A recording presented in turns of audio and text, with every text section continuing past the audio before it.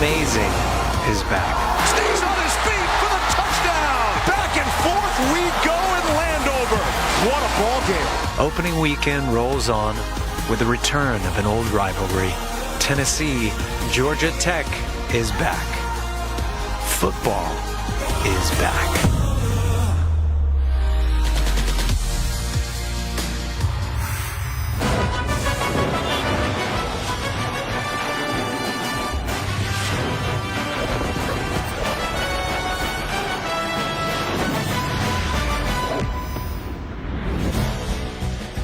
This brand new stage in Atlanta is ready. Welcome to the Chick-fil-A kickoff game on ESPN. Renewing hostilities for the first time in 3 decades. Former SEC rivals, Tennessee and Georgia Tech, now an SEC-ACC battle tonight. Big Orange has rolled a couple hours south down here and taken over many of the seats inside this new football palace in the heart of Atlanta. Glad to have you with us, Reese Davis and Kirk Herbstreit here. 5 straight days of college football. What better way to finish off the Labor Day weekend than this kind of matchup? And the bar's been set pretty high the first few days. Man, really, even Thursday night, that first half with Ohio State and Indiana, it seems like that was a month ago, by the way, all the way through to last night. I mean, who would have ever imagined UCLA fighting all the way back, down 44-10? The West Virginia Tech game was great. We just need a little dessert tonight with Tennessee and Georgia Tech. So let's serve you up a little orange right now. Butch Jones in Tennessee coming off a 9-4 season that was a little bit of a disappointment relative to the expectations and trying to recapture some momentum. Well, I think the one thing about Tennessee is there's always pressure on whoever the head coach is. It's Butch Jones. He's got to find a new quarterback. Josh Dobbs is no longer there, the guy that he can rely on. So who's he going to go with? He's going to go with Quentin Dormandy initially, the junior. He's the backup last year to Dobbs. A little bit more familiar with the offense, a little bit more command in spring and in camp.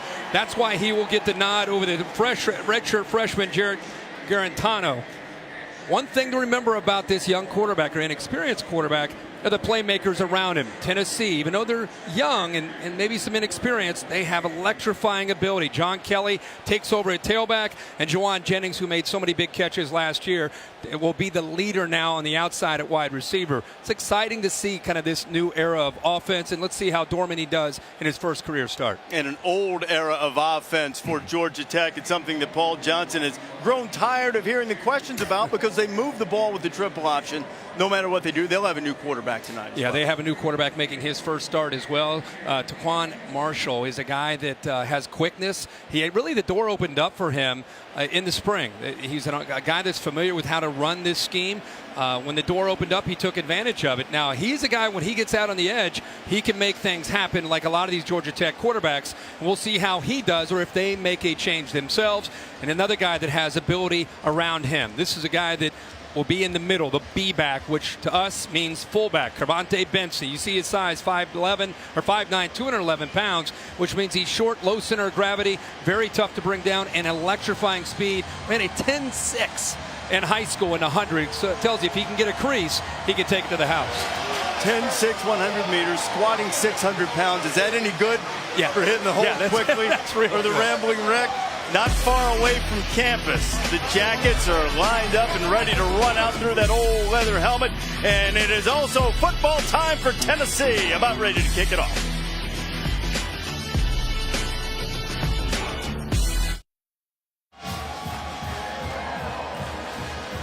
Back here in Atlanta, Mercedes-Benz Stadium, Tennessee eagerly awaiting the start of this season and renewing acquaintances with Georgia Tech. It's the 44th time these two have met, first time in a neutral site. Once upon a time, this was one of the Deep South's better rivalries, but they haven't played since 1987, a game that the Volunteers won. Bobby Dodd was a former Tennessee quarterback and, of course, the head coach at Georgia Tech. A few moments ago, Butch Jones addressed the Vols. Win on each and every snap and what you represent with everything that's gone into it. Lastly, you've worked your asses off. Rely on your training. Rely on your training. Enjoy the opportunity. Have each other's back. And we get 1-0. And we get out of here and we get ready to go. Any questions? Yes, sir. Any questions? No, sir. You got my back? I got your back. You got my back? I got your back. You got my back? I got your back. Everybody's got their back. Get up and let's feel it. It's going to be the key to the win. I got your back. You got my back? You need to yell it out. I got Maria's back. I've got Maria's back too. Maria Taylor, do you have our backs? I got you, Reese. And Coach, we heard you telling your team, do they have your back? How do you have Quentin Dormandy's back in his first start here as a volunteer? Well, he's going to have to get off to a quick start, and that's everyone around him, and really get into a rhythm and the flow of the game early. All right, thanks, Coach. Thank you. All right, Maria. But you know what? If Tennessee's successful tonight, they always recite General Nealon's maxims to win the game. Maybe they'll add, I've got your back to it. Georgia Tech won the toss. They deferred to the second half, so the Volunteers will receive. Deep, Evan Berry and Micah Abernathy. Evan Berry in his career has 4 kickoff returns for touchdowns. Sean Davis will be the one to put total leather to get us underway on Labor Day night in Atlanta.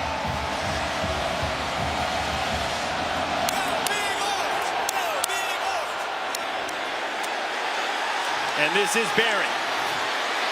Berry's got an alley. Stays on his feet and gets out close to the 40-yard line, and the Volunteers will have excellent field position for Quentin Dormandy. 6'4", 216 pounds. Quarterback that was a 4-star out of high school. Heavily recruited, decided to head to Knoxville. Has been a backup to Josh Dobbs. Different skill set. You're used to watching Tennessee with Josh Dobbs. You think of a dual threat, a guy that can scramble, make plays. Now, while Dormandy can get around and scramble, they're going to be a little bit more from the pocket and relying more on the backs, more jet sweeps and screens and things of that nature. First carry of the season goes to John Kelly. Georgia Tech got in the backfield, but Kelly kept those feet working and picks up maybe 7 before Knoxville native Brant Mitchell got into the turf. How about that? One of our Chick-fil-A impact players right away getting involved here. John Kelly, he takes over the reins. Remember, Alvin Kamara is gone. Obviously, Jalen Hurd has moved on as well and quick. Juwan Jennings on the outside. There we go. Both our impact players making plays here early. You are on fire. Impact players, Kelly, then Jennings. Jennings from Murfreesboro, Tennessee, caught the game-winning Hail Mary touchdown pass against Georgia. And Georgia Tech defensively, with Ted Roof, their defense coordinator, they've got to load up the line of scrimmage and try to take away John Kelly's ability to run the ball and the offensive line's ability to block. So Jennings is going to get some one-on-one opportunities on the outside. Still on the ground with penetration by the Yellow Jackets. Desmond Branch back there to make the tackle. When you have an undersized defensive line, you've got to slant and angle. Watch him shoot the gap here. Good call by Ted Roof to mix it up. You know, you can't just sit and play base with this defense. This is a Georgia Tech defense. It's a bend but don't break. Try to get you off the field on 3rd down. Try to stop you in the red zone, force a field goal. They're going to move up front a lot. That time it pays off for Branch. Dormandy's second throw is at the knees or maybe the shins of Jennings, so it'll be 3rd and 12. They just want him to settle in. He's got plenty of arm to make all the throws. It's about trying to get him, you know, like any quarterback, you get into a rhythm, and when you're a new quarterback in this kind of a setting, you want to try to get back there, and coach is trying to call plays that you've told him all week. Hey, I like this one. I like this one. That one, it was open. He just misfired. It's an area that Georgia Tech struggled mightily a year ago.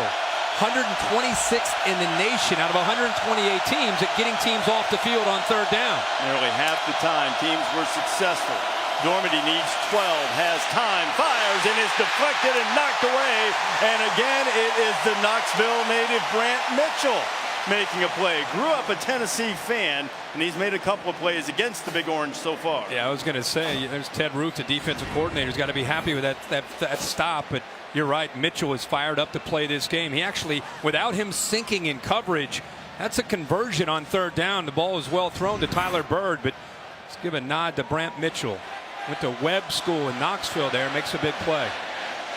Trevor Daniel averaged better than 45 yards a punt. Brad Stewart back to return it. Time short. Stewart goes and saves some yardage. Very important for returners on those types of kicks to save yardage. And Stewart does just that. Jackets will have it when you come back.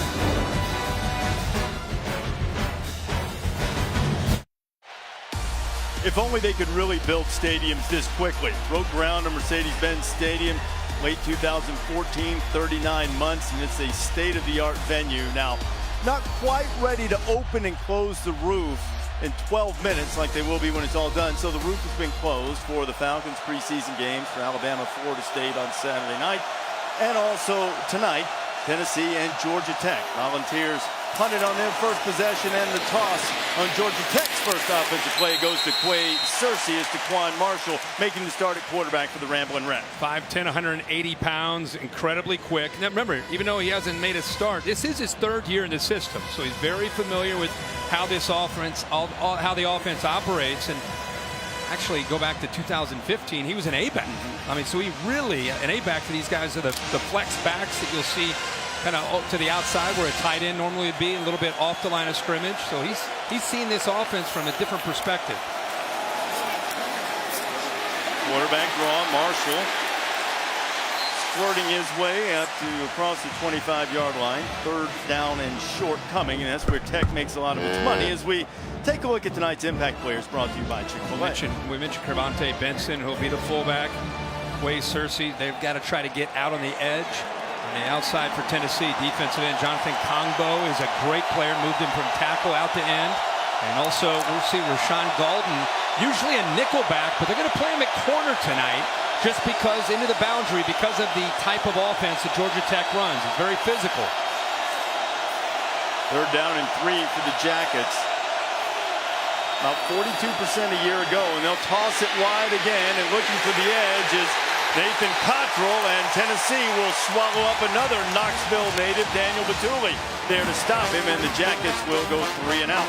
How about that closing speed by Batuli?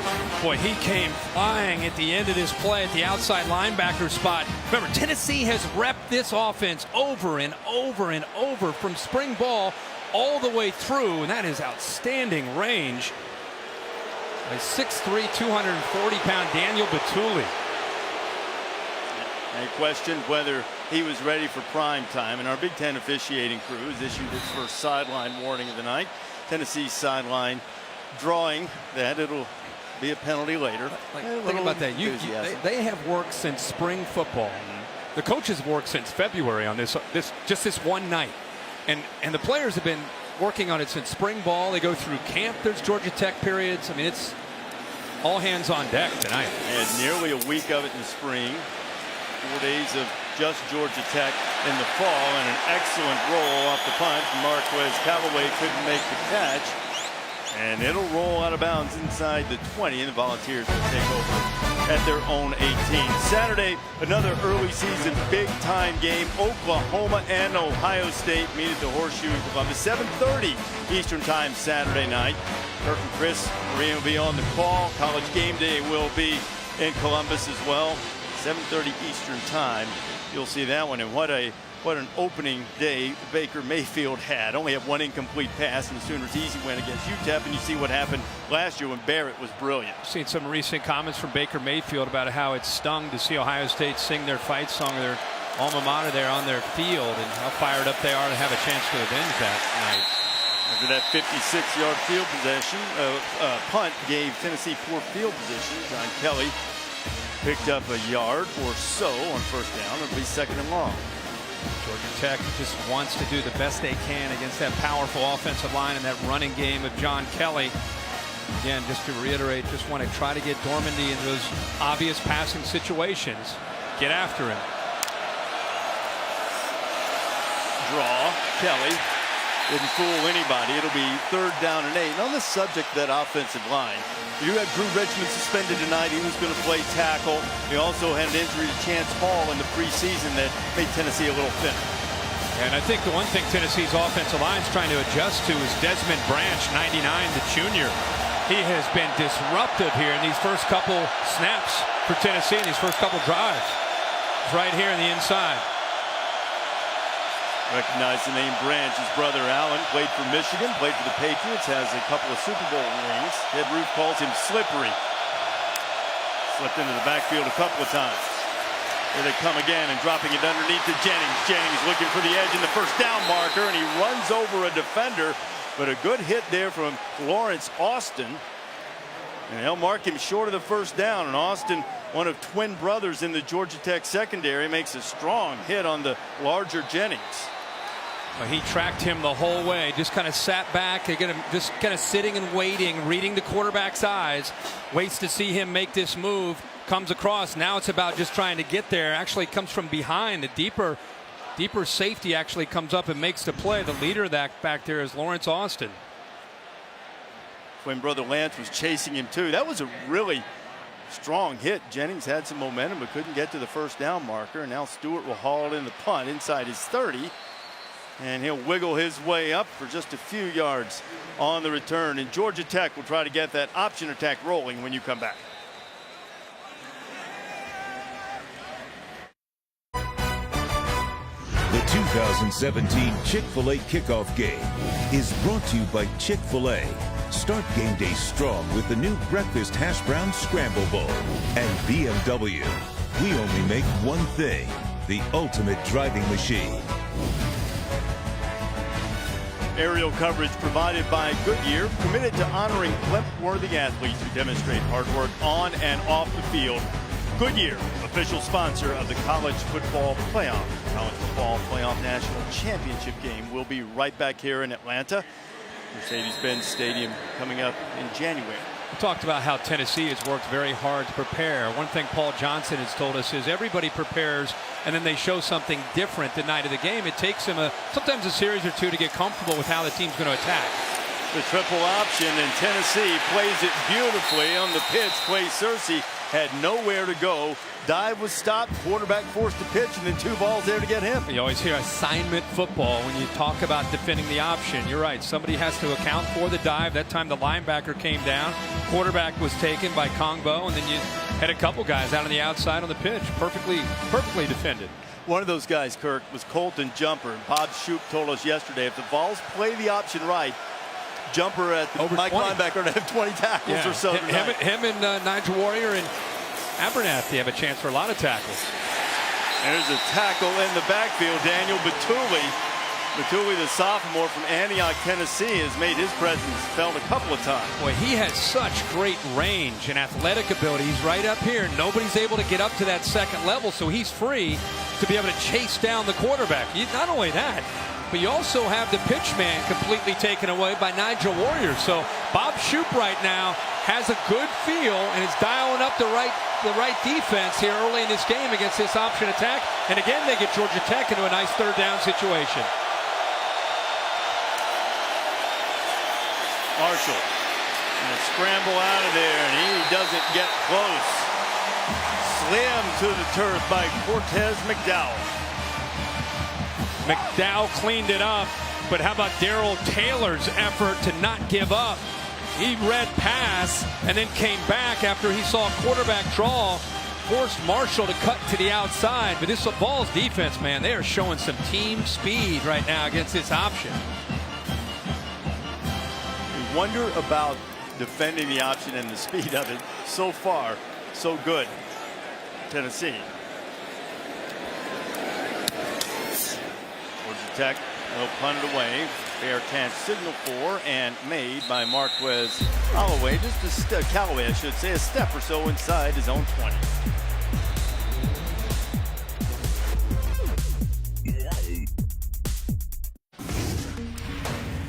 Back in the middle of August at Del Mar, a horse by the name of Soul Street, peculiar spelling, won his first race, did he not? And this is some home video from Shea Herbstreit, owner of said horse.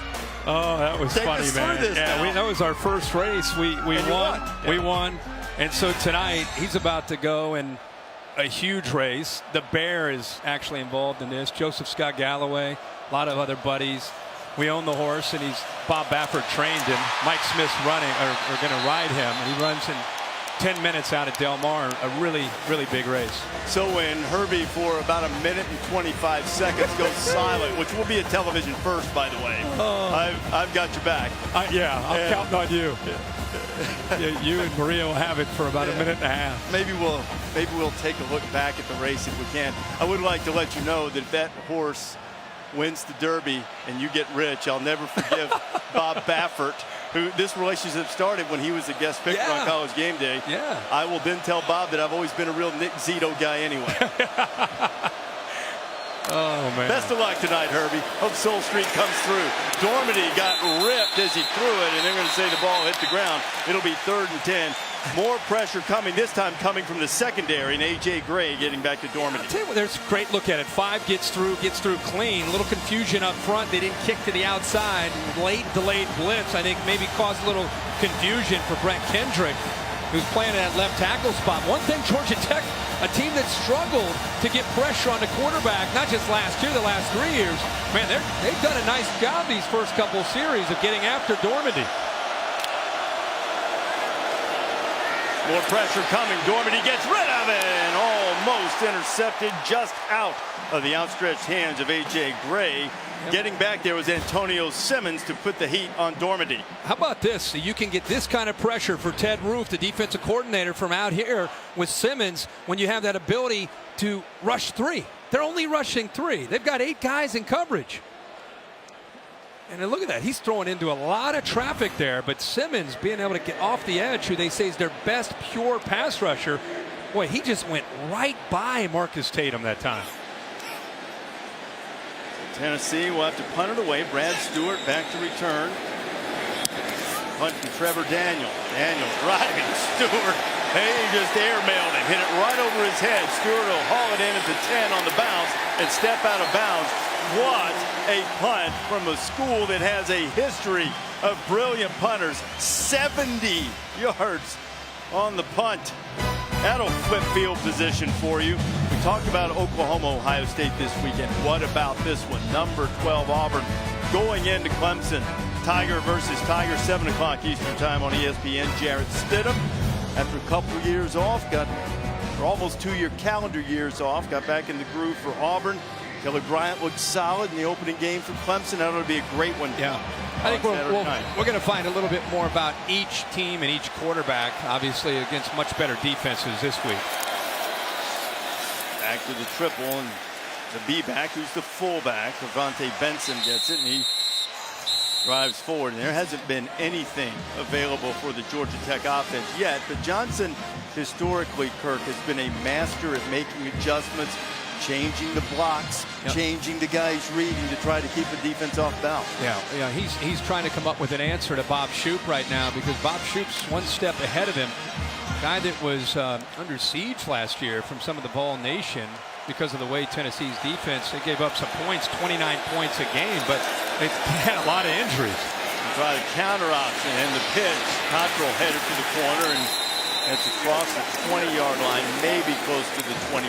3rd down coming again. Colton Jumper, another tackle. So you got a fast-flowing defense, a lot of great athletes. They're chasing down the ball carrier when they're running options. So what does Paul Johnson? One of his answers is try to go counter option. So you're going to fake to the right, come back to the left, try to get them out of position.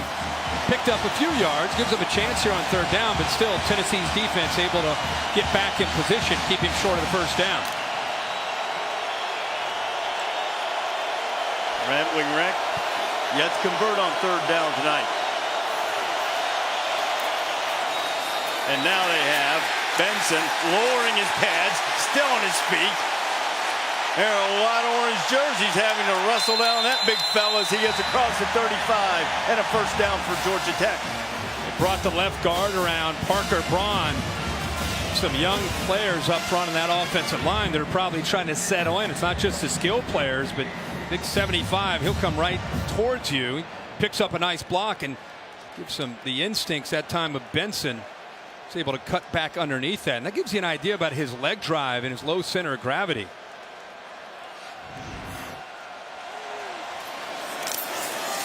On 1st down, Marshall will follow the dive man. Good pickup on 1st down. Gets across the 40, up close to the 44-yard line. It's one thing to have a good start against Georgia Tech. You can't celebrate. You can't get too excited. You can't pat yourself on the back, because this is never ending. The focus and the discipline, they lull you to sleep with run. There's 10 runs and they haven't thrown yet. You're a safety. Your eyes start to peek into that backfield. That's when they come down the line and they take a shot behind you. Stay focused and disciplined. Pitch is slapped down. Great defensive play to just absolutely wrecked the option. Darrell Taylor was back there again, Kirk, for the second time. Boy, he is having a night. Darrell Taylor, the sophomore. Everybody wondered, what's Tennessee going to do after losing all those great defensive ends, Barnett, Vereen, and Lewis?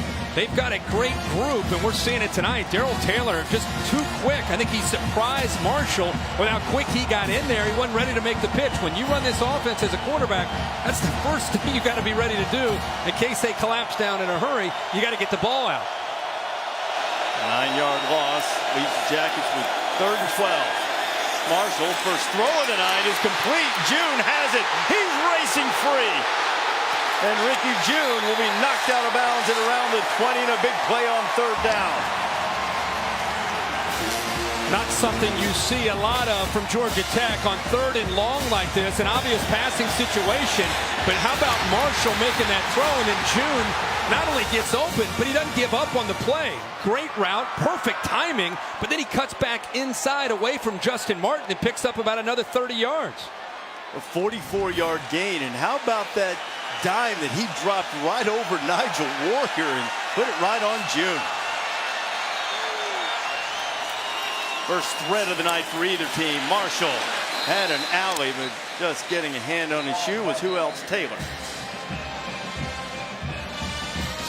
With these splits on this offensive line, and we'll talk about it throughout the game, but very, very different than anything else you defend. See how wide those splits are? Widens that defense out, creates some seams for the quarterback and running backs to try to slip through. Continue to pull that left guard, Parker Braun, around, leading the way to that play side. That might have been a big play if Braun could have cut Taylor as he tried to do. Benson slamming up on the inside, and he'll be a couple of yards short of the first down. That must be their answer. That time the big fella Devine, 380 pounds, number 71. He pulled around that time, and Jonathan Kongbo, I don't think he knew it hit it when 380 came around. Knocked him back. I don't know how many plays they can get out of Devine, but he's certainly big enough to clear the path when he's in there. Jackets need a long one for the first down, and timeout's called. Paul Johnson wants to think about this one, try to keep the drive alive, although I think perhaps he would like the play he called to have been run.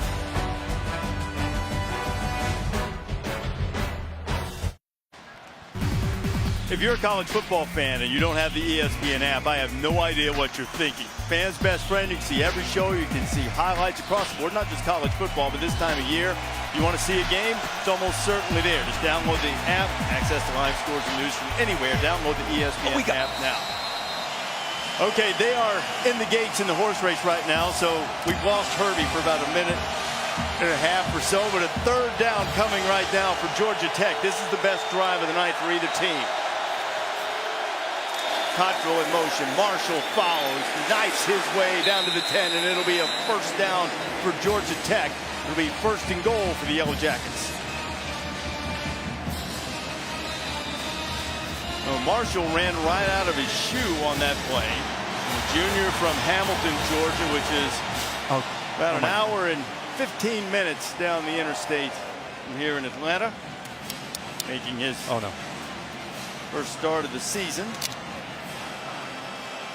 Played in a couple of games last year, played A-back as a freshman, which is Kirk told you earlier. It's the halfback position. The one that's coming in motion there is Quay Searcy, but they give it to Benson, and he almost takes it into the end zone. He's knocked down just short. And Georgia Tech is knocking on the door at the 1.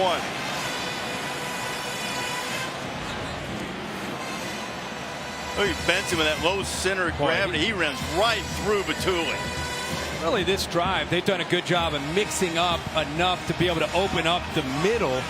Aggressive pylon cam give you a really good angle there, but a little bit more diversity as we talk about Paul Johnson feeling things out. 11th play of the drive. Marshall sneaking it. Let's see when they unpile. And they'll say the Big Orange stopped him just short.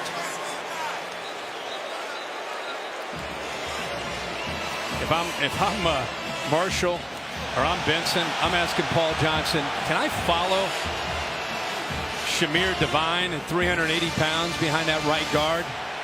I mean, he's getting movement.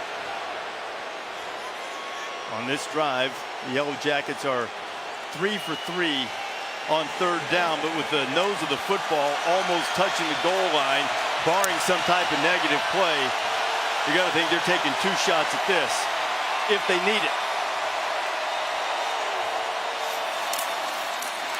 They won't.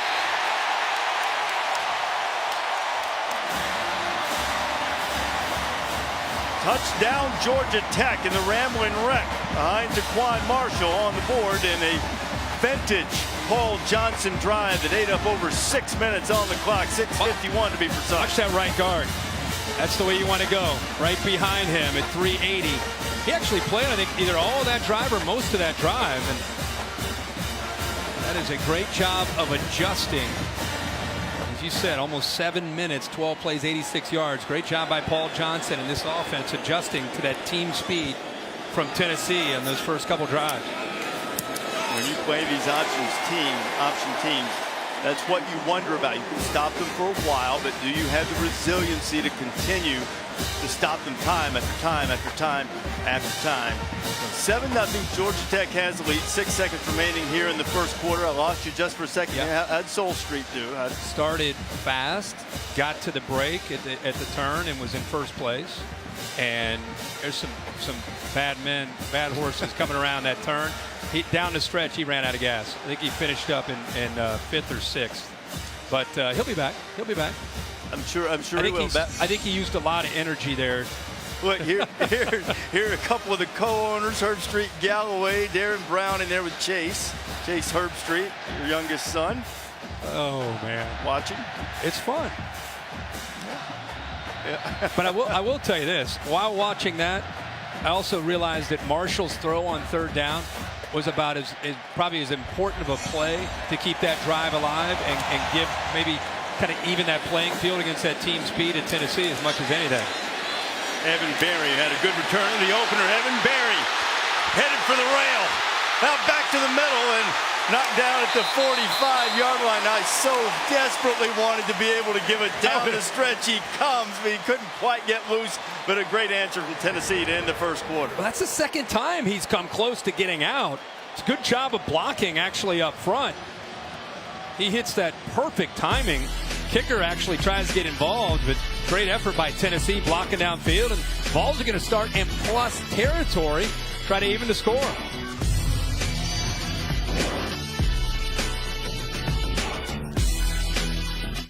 Ready to start the second quarter. Chase Herbstreit waving to America. Far left, traps. Christopher Davis, far right. Little muscle down far right, let me tell you. Second quarter starting. Quentin Dormady taking a shot down the middle. And that ain't the ball. Did he hang on to it? I thought it hit the ground. Ethan Wolf, they're going to give him the catch. Boy, I'm with you. Let's see the end of this play.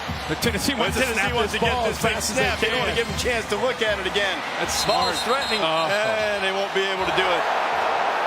The ruling on the field was a completed that ball pass. looked like it hit the turf. That ruling is under further review. What an effort there by Wolf. It's incomplete. Yeah, good call, Reese. Heck of an effort, though. Now, Dave Kataya is in the booth with us right now. Now, Dave, he did not in this case, but by rule, had Wolf caught the ball, controlled it, and it touched the ground, that would have still been okay, right? If it touches the ground with no independent ball movement, it's okay. But clearly this one he never had. Right. But if he had it cradled and just the bottom of that ball touches with no movement, it's a catch. Pretty clear here, though.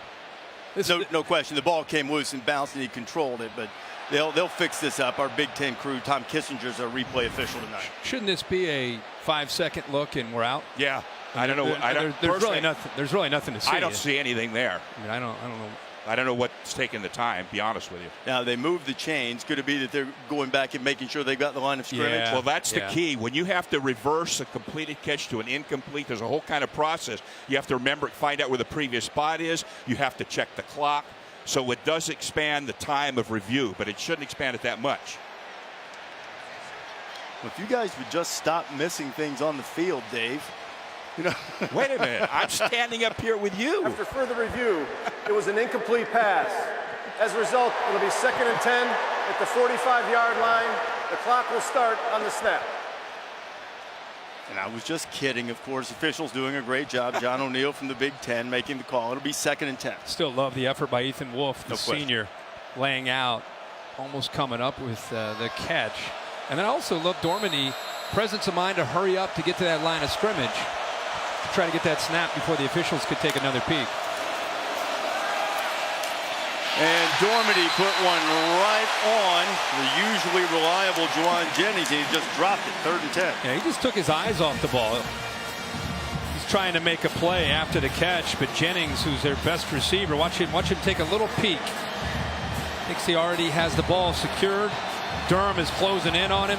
Very least, probably be about a 4 or 5 yard gain, but takes his eye off the ball, sets up 3rd and 10.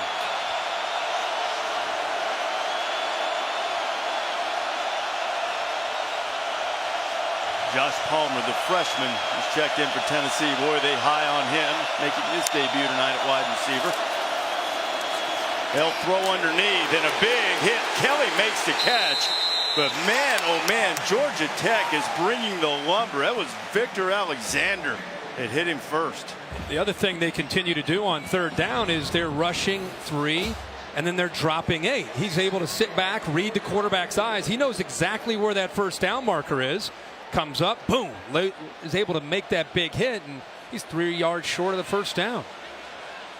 This is working out perfectly for Ted Roof. It's a team that, again, struggled on 3rd downs a year ago. And so far, Tennessee 0 for 4 tonight. And one thing, Kirk, we should mention is that Australian-style kick. And Tennessee covers it beautifully if they don't mess it up down at the end.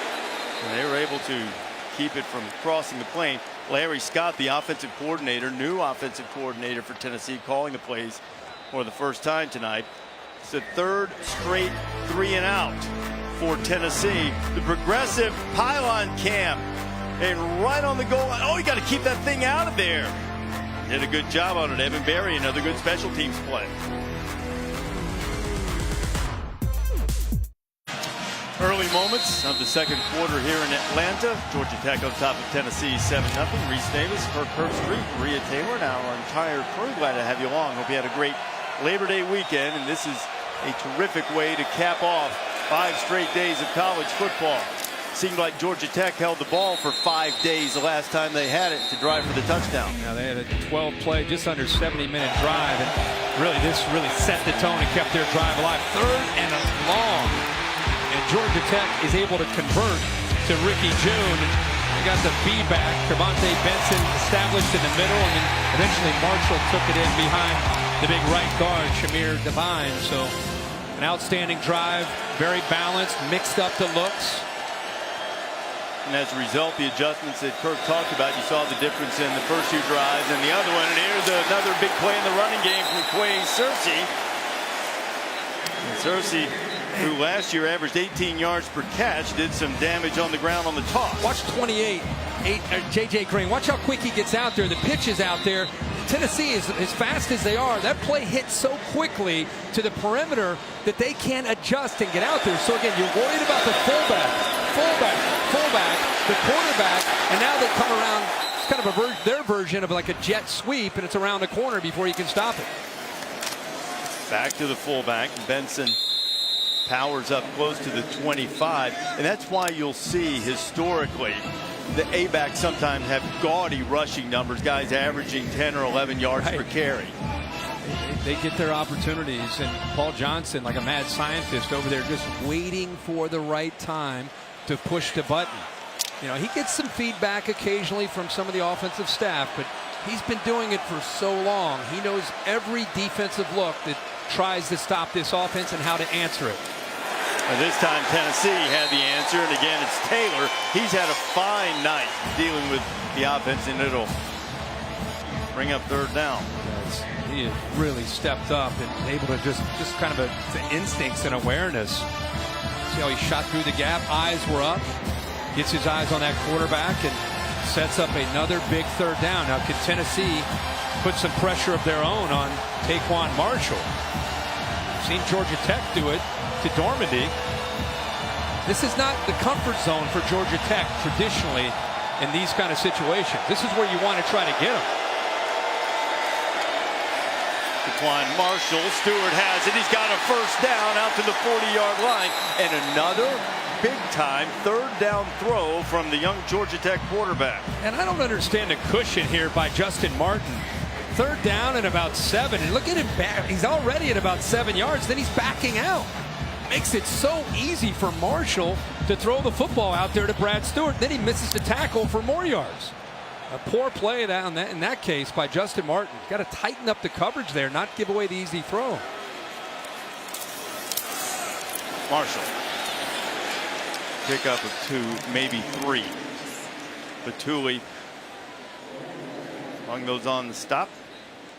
Don't forget that Marshall's making his first start tonight. And some of those reads are happening so fast on the triple option where he puts the ball into the belly of that fullback, and he and the fullback have no idea on the triple option who's going to actually take the ball until they're both reading their read key, whether it's a defensive end or defensive tackle. Marshall throwing on second down and throws low. He had Ricky June out there, but was off the target, and that'll bring up 3rd and 7. They found a weak link right now, and that's going after Justin Martin. And they're actually checking Justin Martin out of the game. He short arms the ball. Otherwise, it's another gain. Martin, I don't know if he's hurting, but he is soft coverage and bailing, and they get him out of the game. And they bring Emmanuel Mosley in, the senior who had a shoulder injury in spring. Slow in camp, but said last week or so he's about at 100%, so they feel comfortable in putting him out there. Another third down. Counter look. Marshall puts it on the deck, and it looks like Tennessee's got it. And Cortez McDowell was the one who jumped on it for the Big Orange. Knocking it free was Batuli. You know, Bob Shoop wondered whether Batuli was ready for prime time. I'd say yes. He's got such a wingspan. 35, reaches back in right there, knocks the ball loose, and there's the presence of mind by Cortez McDowell, the senior. They call him a smart player. Look at that. Look how long his arms are. Gets his hand right on the football to dislodge it, and there's 20. McDowell jumps on top of it, and the Vols will start again in Georgia Tech territory. The 2017 Chick-fil-A kickoff game is brought to you by Jiffy Lube, proudly pouring Pennzoil Synthetics, and Infinity. Empower the drive.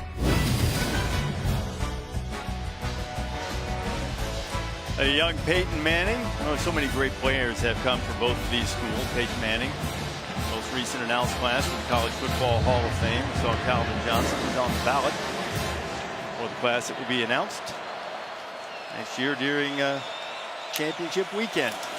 Tennessee after the turnover, and into the game is Ty Chandler, the freshman running back, and he gets it.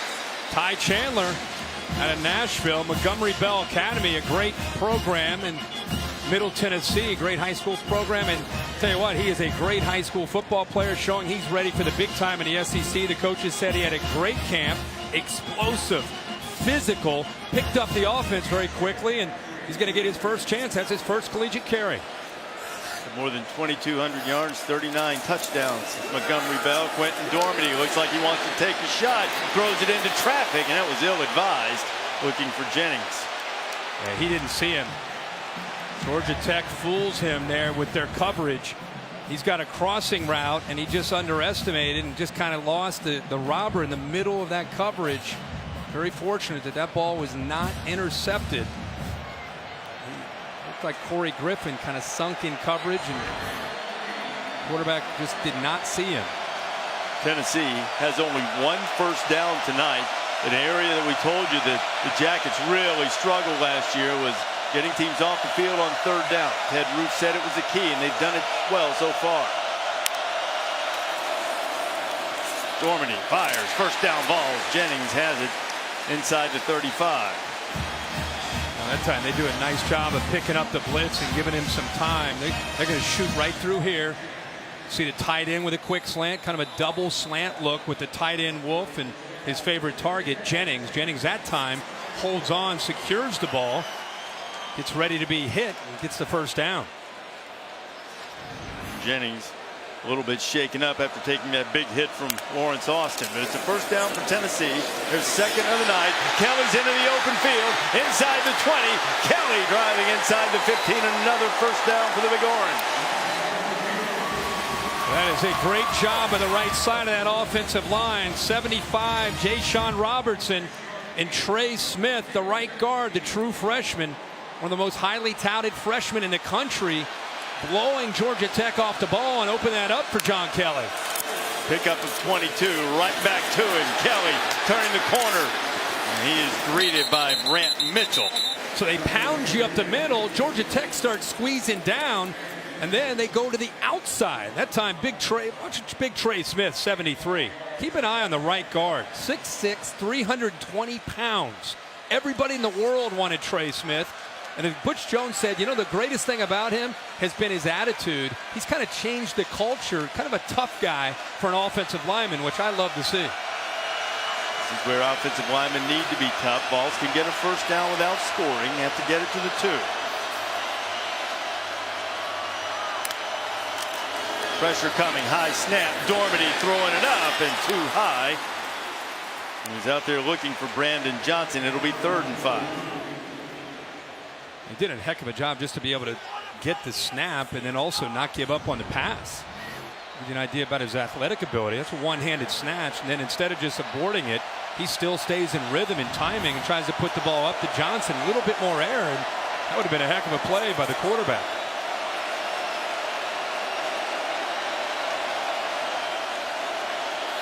Tennessee has converted just once on 3rd down. See if the Jackets can be effective again and force a field goal attempt. Dormady, a lot of time, firing to the outside. It's complete. Big hit, and he'll be very close to the first down. And it's Wolf making the catch. He almost had the big play down the middle of the field. Jalen Johnson hit him, and I believe it's going to be 1st and goal for Tennessee. Yeah, you start thinking they got to get in the end zone, but I don't know if Georgia Tech thought that or not, but that is a great effort by Wolf. That second and 3rd effort is what picked up that first down. Pretty good coverage there by Tech, but the strength of Wolf gets the first down. To Kelly, diving and scoring, and Tennessee's on the board.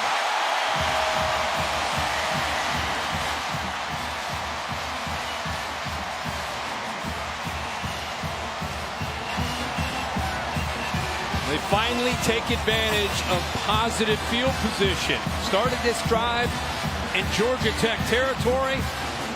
Kelly was able to get out on a big run. Wolf with the effort there on 3rd down to get him down close. And the athletic ability of Kelly up in the air for the first down. Progressive pylon cam showing you Kelly getting some air. Kelly, who didn't really grow up wanting to be a great running back. He wanted to be a great skateboarder, wanted to be a pro skateboarder. A little Tony Hawk. Maybe something going into the end zone. As Aaron Medley will try to tie it up. And he does. Just over 8 minutes left here in the first half, and Tennessee is on the board. We're tied at 7. Time for tonight's legendary moment, brought to you by Destiny 2. October 1st of last year, Georgia and Tennessee. Jacob Eason finding Riley Ridley. By the way, our bested Jacob, who's hurt, won't be able to play against Notre Dame this week. But Tennessee had the answer. Joshua Dobbs to Juwan Jennings, and Jennings caught the game-winning touchdown pass on the Hail Mary 34-31 victory. And Jennings just had a big catch on this most recent drive, but leaving the field. We'll check on his status in a bit. And there is Joshua Dobbs, former Tennessee quarterback, now with the Steelers. Got a chance to visit with him on the field before the game. One of the nicest young men you'll ever see, and counted for 9,000 yards in his career. But in fact, between Dobbs and Justin Thomas, who just left Georgia Tech, 16,000 yards and 149 touchdowns. Pretty good between them. There's old Smokey, the blue tick hound. How you doing down there tonight, Maria? Pretty good, Reese. I saw Josh Dobbs catching up with Quentin Dormady before the last series. They were talking through whatever Dormady is seeing on the field. And he did talk to him before the game started and said, hey, don't try to make a play to start out this game. Let the game come to you, and you will be able to make those plays down the stretch in the fourth quarter, guys. Maria, how cool is that to have not just your quarterback coach, your offensive coordinator, your head coach, but the guy that you've been backing up the last couple years also here in your first start to try to help you out. Good stuff. Marshall going to take a shot, lays it up high, and just out of reach of Brad Stewart.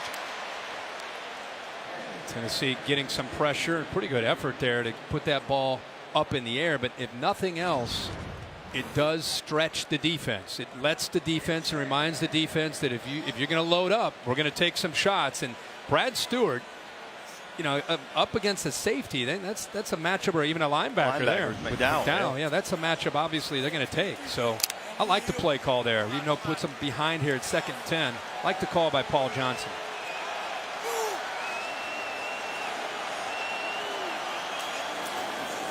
Back on the ground, the D-back Benson.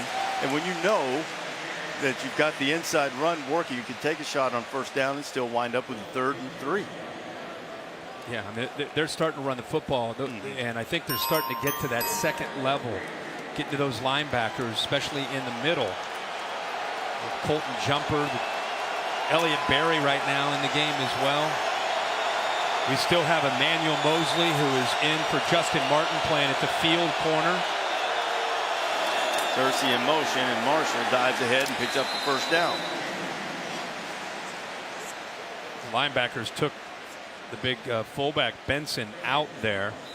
Great read by the quarterback Marshall, and that's, again, we keep talking about it. Their whole thing is staying on schedule. They get 4 yards, they get 4 yards, they get to that 3rd and 2, 3rd and 3. Odds are in their favor because they can just do so many different things with that quarterback in this offense. Makes it tough to stop. You love watching this offense. This take you back to the high school days of Yeah, old Centerville Elks? We ran something pretty similar to this. And the pitch.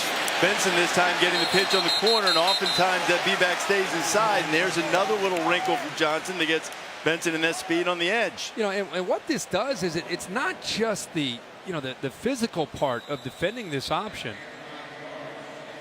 It's also trying to defend, you know, the different angles of the blocks. I mean, look out here. Watch what he's dealing with. You got to deal with a potential block. He's thinking, what's the read? What's the read? Boom. Now he's got to back down on his knees, and you just see the energy from the Tennessee defense now. Is it the same as it was early? Benson behind the pads up to midfield. 1st down, Georgia Tech. You know, Benson playing that B-back position after Dedrick Mills was dismissed from the squad for a violation of Athletic Association policy. And boy, is he taking advantage of his opportunity.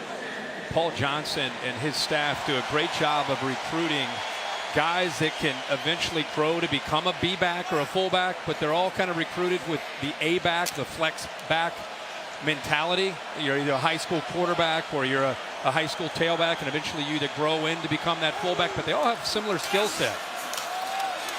Back to Benson. Now he's picking up 5-6 yards a chunk almost every time he touches it. You just saw that time of possession graphic, Kirk, come up. Some teams start to wear you down in this day and age of college football by running a million plays at you. Georgia Tech does it by leaving you on the field forever dealing with this option. Yeah, and Butch Jones told us yesterday in a meeting, you know, we're going to get 7 or 8 possessions maybe in this game. I mean, we saw 7 or 8 possessions in the Indiana-Ohio State game in the first quarter. You know, he's talking about 7 or 8 for the game. Marshall keeps it.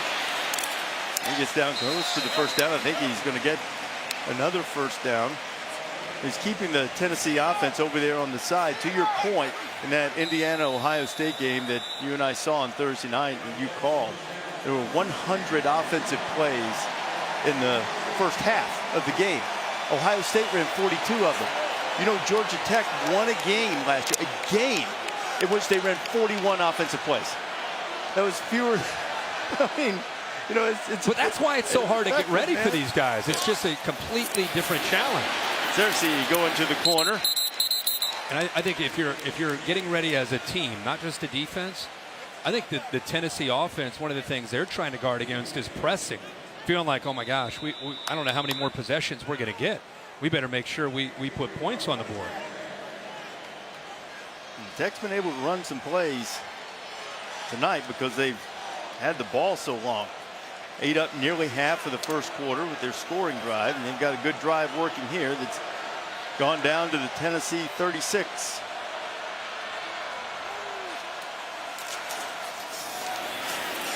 And Marshall, that play's working. Why is that working so effectively now when Tennessee was able to stop that foul play early? Well, again, I think the wear and tear is taking a toll. These guys have been flying here, so it's a great cutback by the quarterback. They're running so far and working so hard to get to the backs. Look at the cutback. And again, they've drilled this since February and March. Be ready for the cutback. Be aware of the cutback. Just if you're on the backside, you're not out of the play. And whether it's a back coming back on the counter, or in that case, the quarterback coming back, they keep you honest on that backside. 3rd and short. First down, Georgia Tech on the quarterback sneak. So tick, tick, tick, tick, tick, tick, tick. And the Tennessee defense keeps staying out there. You can't go back to the wear and tear on your mind. You know, it's one thing to look at it on a drawing board in an air conditioning room or on a walkthrough with the coach. All of a sudden you're out here and you're seeing the speed and the execution of this offense. And I think that's a big difference between most offenses you face in their running game and this is, look at the quarterback under center. Look at that fullback right behind him. This hits in a hurry downhill right into those linebackers. Now Marshall's going to throw. Gets out of there. Running room. Marshall gets by McDowell and he'll step out of bounds with another Georgia Tech first down. I think Marshall might have had a little better opportunity to elude even another tackle, but he seemed to lose his footing there. Now, Cortez McDowell got left on an island against a quarterback that's really, really elusive, and he does the best job that he can, but he gets shook and an easy first down there by Taquan Marshall, who, by the way, you asking me the difference between early and now, they're having some success driving the ball, mixing up their looks, and I think their quarterback making his first start, he's settling down and making the reads, and in that case, just improvising and making a play. And a couple of big 3rd down throws, and he's run for 43 yards. Marshall looking for room, and this time not going to find it. Colton Jumper jumps on him and gets Marshall for a short gain. And with Darren Kirkland down and out for the year, Colton Jumper, who had been practicing prior to that injury as an outside linebacker, they've had to move him back to the middle. And again, it's a position he's familiar with. He started at the middle linebacker spot last year against Florida and Georgia, so he's got a lot of versatility, but move him to the middle, hoping that he can swarm tonight and make a lot of tackles. That time he does a nice job. Well, you have to find Marshall, too. He's 5'10", and then gets down low to take that snap. Benson almost lost his footing, maintained it. That 600-pound squat helped him stay upright there, and he drives inside the 10. It'll be 3rd down and short coming for the Jackets. I don't know if the snap came up slow or what, but all I know is Marshall better get out of the way. Watch this right guard. Watch the big fella coming around. Heads up. Look out. 380 pulling around. Does a nice job of getting a little push out. But Marshall better get out of the way in a hurry before big Divine to take out anybody in his path. It's largely Tennessee crowd trying to exhort their defense to get a stop on 3rd down. Tech's been successful 70% of the time. And play clock was getting deep and just under 90 seconds to play here in the first half. Tennessee will try to stop the Georgia Tech threat.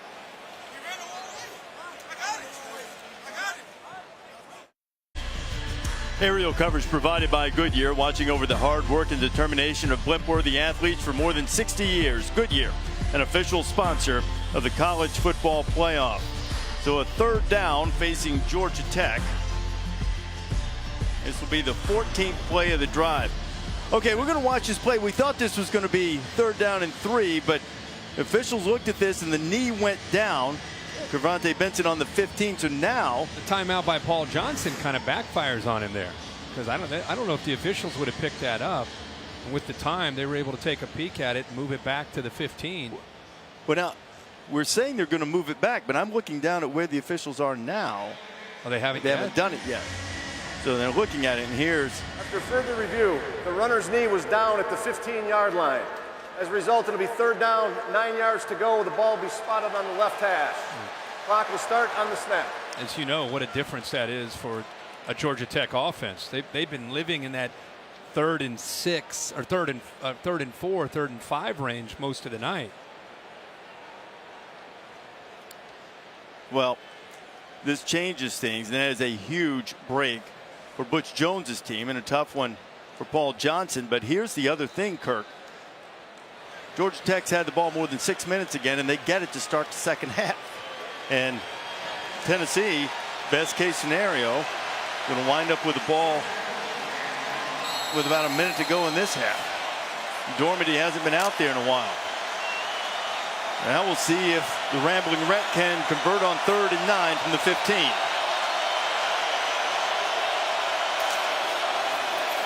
Marshall on the counter, got running room if he can get to the edge. He's inside the 10 and knocked out of bounds at about the 5.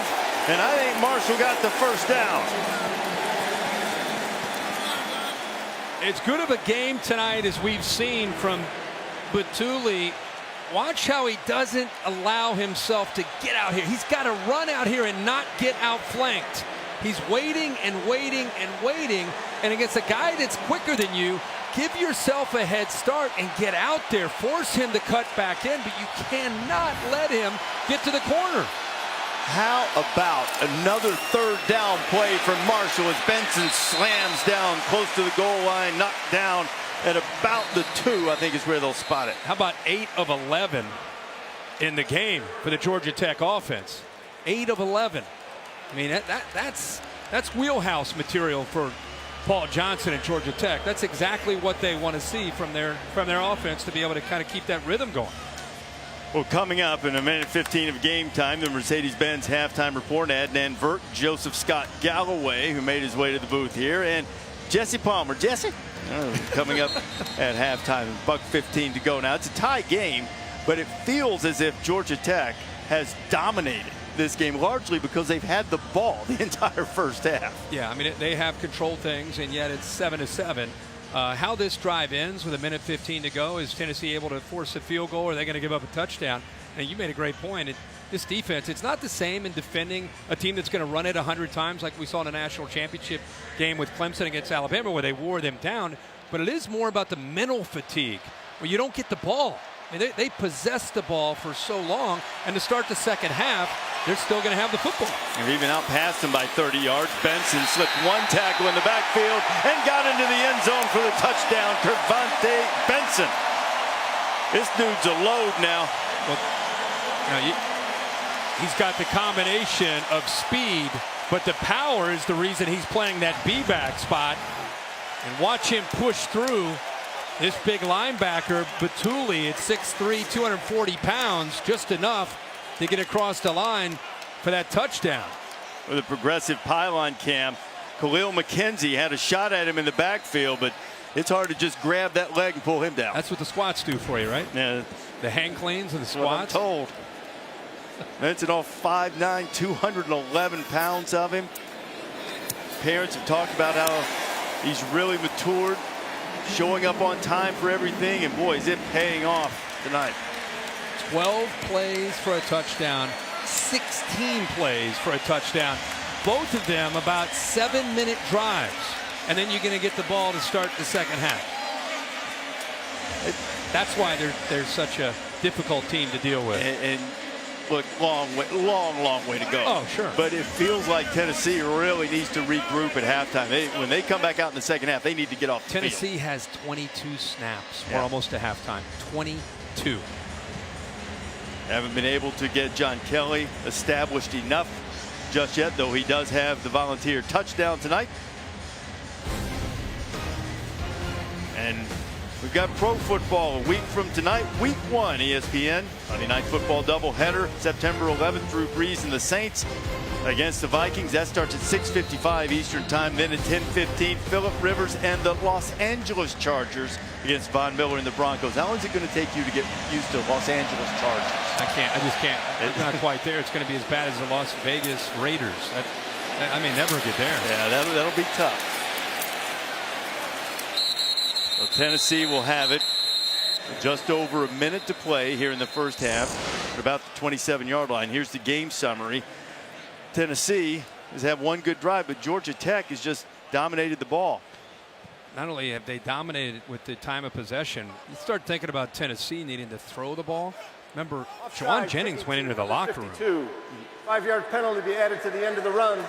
First down. And so he had the offside on the kickoff, so Tennessee will get an extra 5, and they'll take it out to the 33. You know, here's an obvious passing situation. You're thinking, all right, we got a minute 5, we got a couple timeouts, try to at least get into field goal range.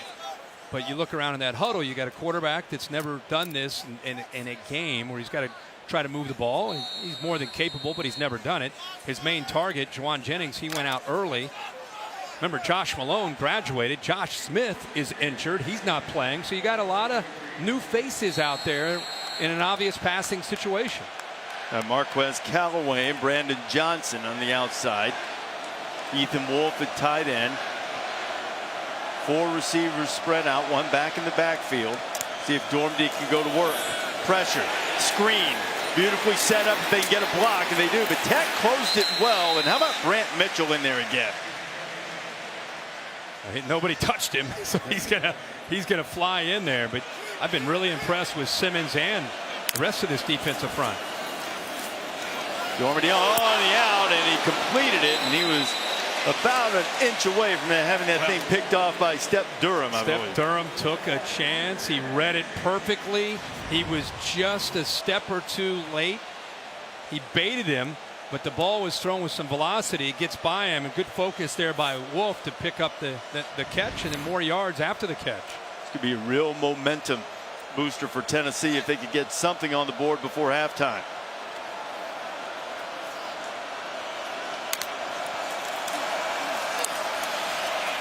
Kelly underneath. Kelly gets inside the 45.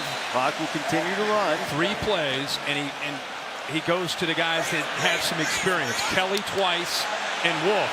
Haven't thrown it yet to the receivers on this drive. I think they might have been well advised to use a timeout there. They have a couple of them left. Now they're inside 20 seconds. Dormady just throws it away as Georgia Tech wouldn't let him get it to Kelly. Now 17 seconds left in 3rd and 2, and they're still. Butch Jones has a couple of timeouts to work with. Nothing like your fans booing you in the opening game of the 2017 year. Now that is Brent Samaglia. He's a freshman from Franklin, Tennessee. He's going to kick the long ones.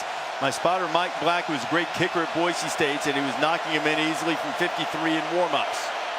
And Ethan Wolf off to the left if they try to get him the football. Dormady on 3rd down. Got to get rid of it. Throws it in traffic. It's incomplete. It'll be 4th down with 11 seconds to go. It's Tyler Bird. He was trying to get it to. There's no separation at all. Dormandy's looking out there and seeing a lot of white jerseys on top of the orange jerseys. Nowhere to throw the football. Sets up a big 4th down here where you got to believe Kelly out of the backfield has got to be. Other than a screen, just slip him out. He's man-to-man against a linebacker. Give him an option route out of the backfield. And completed one of those early. There's Kelly. It was open, and it went right through Wolf's hands. And Georgia Tech gets a stop. So Dormady hasn't had a great half. Just 8 of 20, but he's had a couple of balls that really should have been caught. Maybe this one, too. He threw the ball exactly where it needs to be. I mean, Wolf's got to be able to secure that, and that's a 1st down even if he's tackled right there. I think that the natural thing, you can almost hear some of the Tennessee fans thinking probably, will they give the young freshman Garantano a chance to come out and play in the 2nd half? Would you? I might give him a series or 2 to try to see if he can create a spark. It's not as if Dormandy's played terribly, but he also hasn't played masterfully either. I'd give the freshman a chance and see what he can do.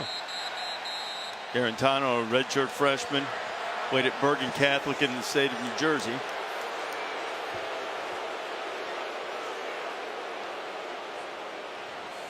And one of the timeouts have been used now by Tennessee here, perhaps wondering if Georgia Tech will try the long ball.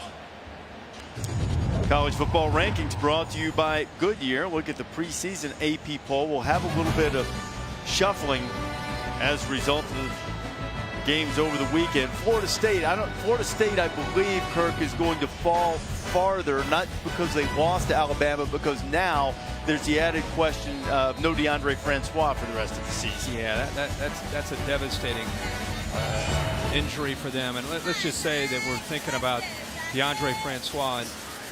And you know, we always get caught up in football and what it means to the team, but that is a hard-nosed young man and just a devastating injury. We wish him all the best in his recovery. That's for sure. He was playing his heart out to the end. I think Marshall blew his shoe, and he'll just run out of bounds, and that'll be the final play of the half. There it is. Georgia Tech will have a different brand of shoe next year, and they're looking forward to that, I'm told. Tech will have it first when we come back in the second half.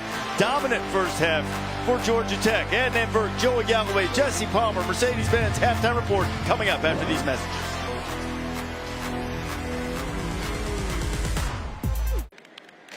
Thank you to our friends at Chick-fil-A.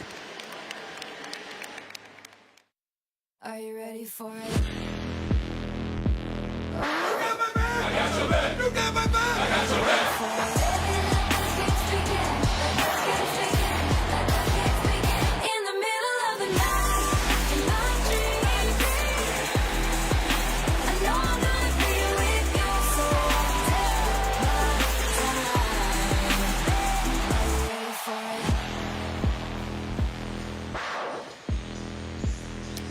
Welcome back to Atlanta, Mercedes-Benz Stadium, and the Chick-fil-A kickoff game on ESPN just about set to start the third quarter between Tennessee and Georgia Tech.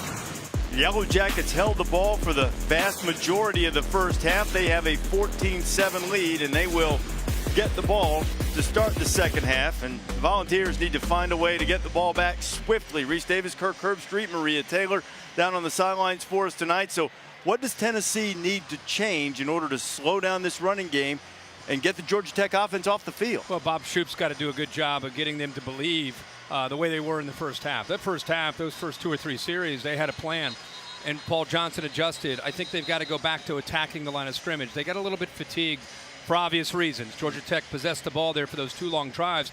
To me, the big thing is they cannot allow Georgia Tech to come up with more points. The way Georgia Tech eats up the clock, if Tennessee gets into obvious passing situations, that's trouble. You got a quarterback right now that's not necessarily feeling it, and with Juwan Jennings out, they don't have a lot of receivers. They cannot become one-dimensional and get down by a couple scores, or that becomes a big issue, I think, for this offense.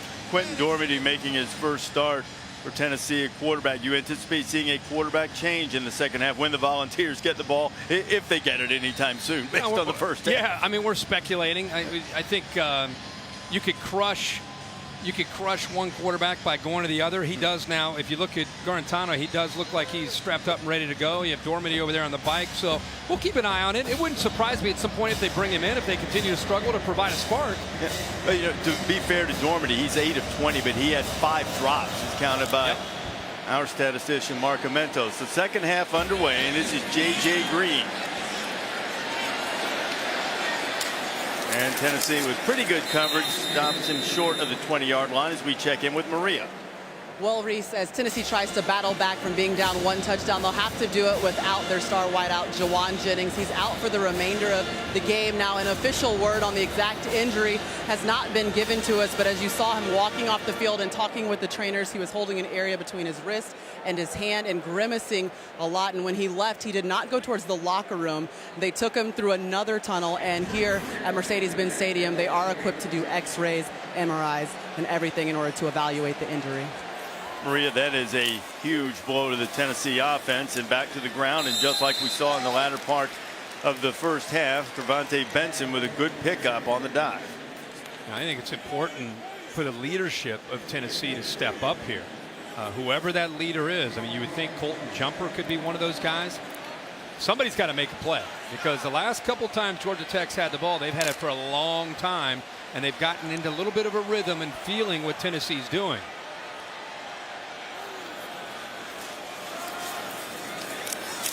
Benson out across the 30, and it's another first down for the Rambling Wreck. And this Georgia Tech offensive line is still young.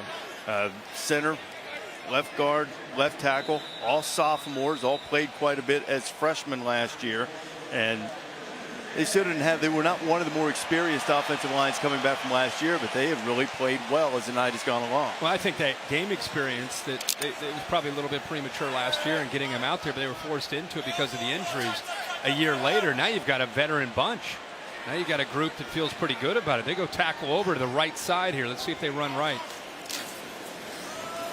Jaquan Marshall with the pitch. Marshall across the 40, and he scampers out of bounds with another Yellow Jacket first down.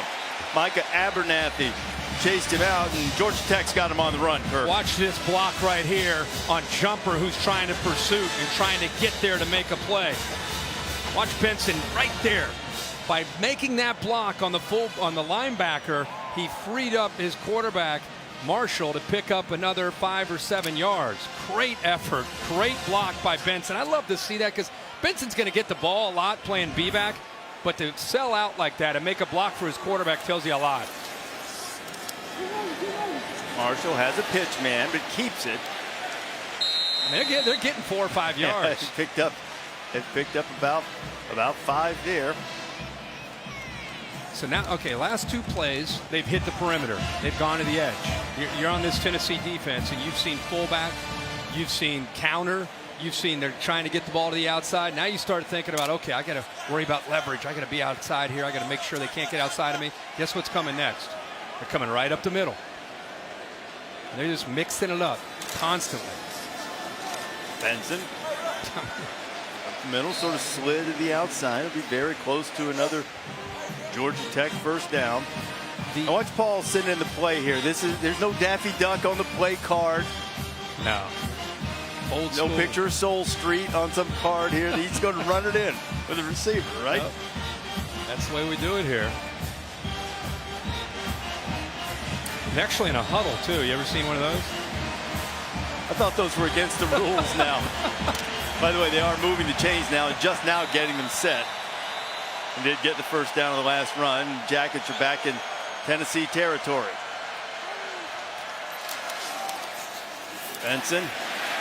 He just squirted out the other side with that low center of gravity. Got inside the 40 down to the 39. Pickup of nearly 7.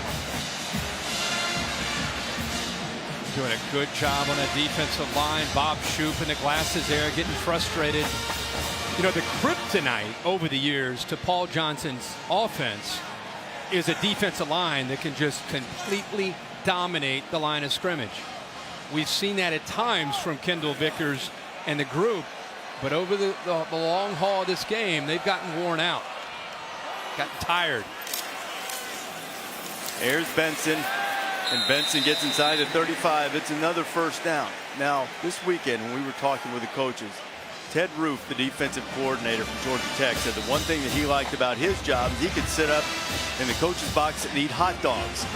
Well, Ted's going to have to spend a little extra time on the elliptical because I imagine he put down some dogs tonight because his defense has not been on the field at all.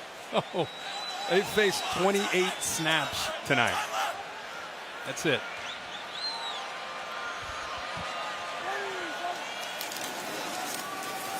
Here comes Marshall again. Marshall into the open field. Marshall inside the 20, cutting back, headed for the end zone. And Tennessee corrals him at the 5, but it'll be first and goal for Georgia Tech. It's a nice job again by the fullback. Watch Benson without the football. Going to go around, take his time, look up that middle linebacker Jumper. You're also going to see Quay Searcy right there pick up a nice block in the middle of the field. And as slow developing as that is, with the leverage and the blocking angles, there's a great block. There's one right in front of you blocking on Abernathy. With those angles that they have, as slow as that is, there's nobody out there to stop the quarterback. Well, Benson just took out Dylan Bates, who was in for Daniel Batuli, who was winded.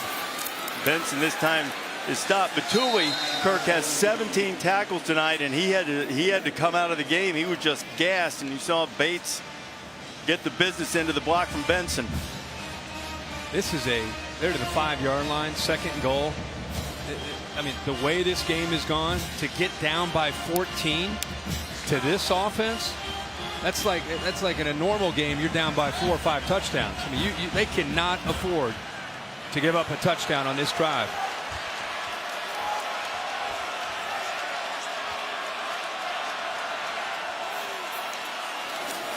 Quick toss, headed to the corner. Knocked down is Quay Cersei short of the goal line. Rashawn Golden there to get him with a little help from Cortez McDowell. Yeah, great effort by McDowell to get out there. 20 gets in there, and then also guy we've not called yet tonight at all is Golden. Good effort by both those guys to keep him short. And Cersei's going to have to take a break after losing his bonnet. It'll be 3rd down and goal. Tennessee needs a stop, and Johnson's never been shy about going for it on 4th down.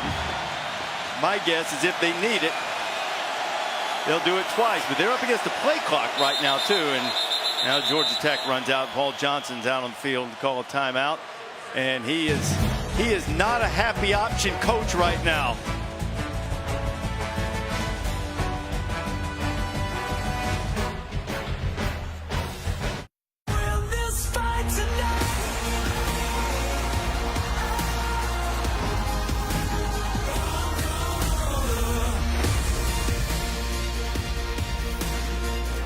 You know what I believe tomorrow is? I believe it's Lincoln Riley's 34th birthday. Get a little late birthday present by going to Columbus, and maybe an early present for all Georgia Tech fans with another touchdown. And Georgia Tech has stretched the lead to 20-7 with the extra point pending. Daquan Marshall going in for his 2nd score of the night. Quan Marshall just following the fullback Benson, relying on that push by that big offensive line. Lowest man's going to win, and instead of relying on the fullback, instead just gets behind the fullback. Well, Marshall's had a fine debut as the starting quarterback. 116 yards, 2 touchdowns. He's only completed 2 passes, but both of them were on 3rd down and were big-time throws. Sean Davis knocks through the extra point, and there was a flag that flew. So hold on for just a minute, but everybody's headed to the sideline, so we'll see if it stands. Personal foul, roughing the kicker on the defense. The point is successful. The penalty will be assessed on the kickoff. Timeout. Well, that won't help Tennessee. After all, they do have more kick return yards than total offense tonight, and Georgia Tech will get a little extra room to kick from. The 2017 Chick-fil-A Kickoff Game is brought to you by Nissan, premier partner of the Heisman Trophy, and Goodyear, tires chosen by experts for superior performance. Goodyear, more driven. Roughing the kicker on the extra point means Georgia Tech will be kicking off from midfield. Tennessee sent Ty Chandler back. It's been Evan Berry, who's had a couple of big kickoff returns tonight. One would assume Davis will just knock this out of the back of the end zone, and he does. Tennessee will start at the 25. We got you covered, brought to you by Jiffy Lube. Well, it's been a great night for Georgia Tech's offense, and it's been an unselfish night. You've seen a lot of running. It's easy to get caught up in where the ball is, but I'd love to watch where the ball is not and see an unselfish attitude from the A-backs, the way they're blocking. Trevante Benson's been making some big blocks. That was the last one on Dylan Bates that sprung his quarterback Marshall loose. They only thrown the ball for 59 yards, but they've run it for 247 yards. And look at those drives, 12, 16, and 11, and all over 75 yards. And there are defensive coordinators all over the country who have tried to defend Navy or Paul Johnson at Georgia Tech saying, man, can I relate? Tennessee gives it to John Kelly, who only had 7 carries in the first half. There's his 8th. In fact, I've had defensive coaches and head coaches texting me during this game just saying, man, that triple option is just nasty. It is so, even you had an entire off season to get ready, it's still challenging. It's because they always have an answer for whatever you do to try to defend it. The only way you can do it is to get them down. You've got to score to get them down. Boy, just firing through there and making the tackle was Kyle Serge Henderson, and he was surging through there to knock down Kelly almost as soon as he got the ball. Talking about the effort from the offense. Look at that effort by the big man. fighting through blocks to get there to make that play. This defensive line from Georgia Tech has had a great night too. That was somewhat of a question mark coming into this year. Serge Henderson, the only married player on the Tech roster, has a daughter. Both proud of that one. Desmond Branch has been strong. Now 3rd and 4. Tennessee really needs to stay on the field. Dormady underneath, complete. 4th down coming. What a play again by Lawrence Austin. Marquez Callaway caught it, but he couldn't get himself turned upfield, and Austin gave him no yak. Boy, we were excited to see the twins, Lawrence Austin and Lance Austin, an experienced secondary. They haven't had a ton of chances, but when they have been rock solid with their tackling. You're right, Lawrence Austin's kind of the leader back there. Earlier, he kept Juwan Jennings short of a first down on a big 3rd down play, and this time makes the play there on Johnson. And Ted Rook chewing that gum just got to be fired up. Hey, somebody sent Ted another hot dog. Georgia Tech's getting the ball back. And by the way, that was Brandon Johnson who caught the ball 7, not 1. Either rate, he didn't get turned upfield, and they had to punt again. So Georgia Tech has it on the 15. 7:30 to go in the 3rd quarter. Will the Vols get the ball back before the 4th quarter?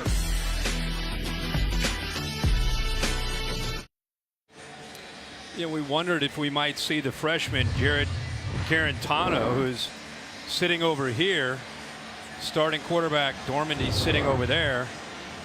An interesting thing is that's kind of where they've been all night. Usually you see people that don't know, the starting quarterback comes over, the backup's right there with the quarterback coach or the coordinator, and he's in there listening just in case he might get thrown into the game. He wants to hear what's being talked about. Nathan Cottrell running and gets across midfield, and boy, that'll be a memory for him. Cottrell, a kid from Knoxville, Tennessee, didn't recruit him. He said he'd had this one circled on his calendar for a while, and that 38-yard run goes in the memory bank. We keep talking about the blocks. There's another great block here by these receivers downfield. This time Cersei, look at 83. Stewart coming up with a big block. And that's the way you go from a 10 or 12-yard gain to about a 30-yard gain, is great perimeter blocking. Best defensive play for Tennessee in a while from Darrell Taylor. Check in with Maria.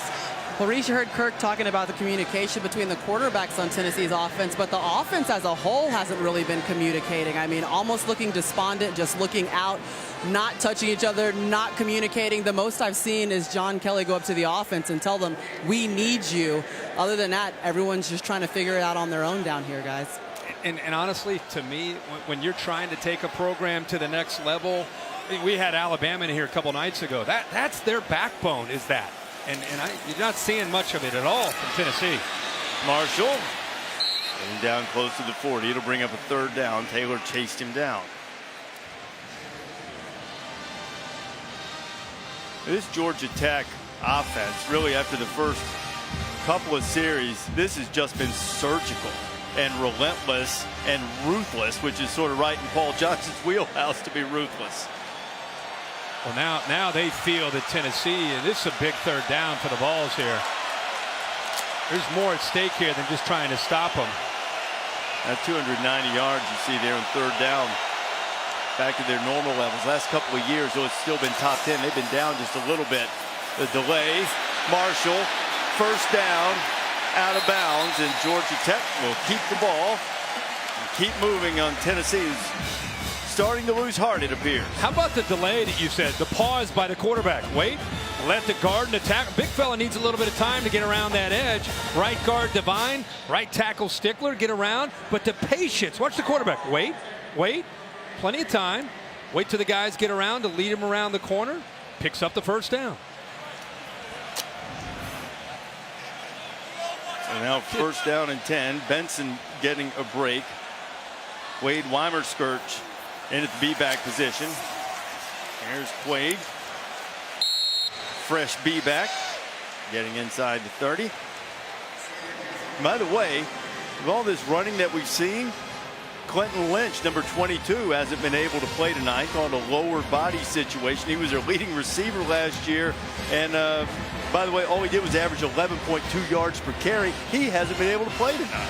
And the quarterback play, the offensive line play, the fullback, which they again call the B-back, and then when Lynch gets back to go along with the rest of these A-backs, That offensive line and quarterback, this is going to be a different year for Georgia Tech. Searcy on the toss. Searcy inside the 20. And it looks like a flag came flying in. Tennessee indicating that it's going to go against Tech. With all that execution so far through over 2.5 quarters, it'd be only the second penalty on Georgia Tech. That is. Think about that. That's remarkable and disciplined. Hallmark to their program. Personal foul. Illegal block below the waist. Offense number 55. 15 yards from the spot of the foul. Repeat, second down. And Kenny Cooper gets up to the second, almost to third level, and takes down Colton Jumper. Just chops him down. And Dave Kataya, that particular block, because he didn't come from the front, he was able to get it as he goes. He too far to the side of him. Once that tackle box breaks down, when the ball leaves it, he has to get him from 10 and 2 as you're looking. So it has to be from the front. I think that's what they have. So that backs Georgia Tech up outside the 35. Second down and 13 now. Marshall gets knocked down at the 30.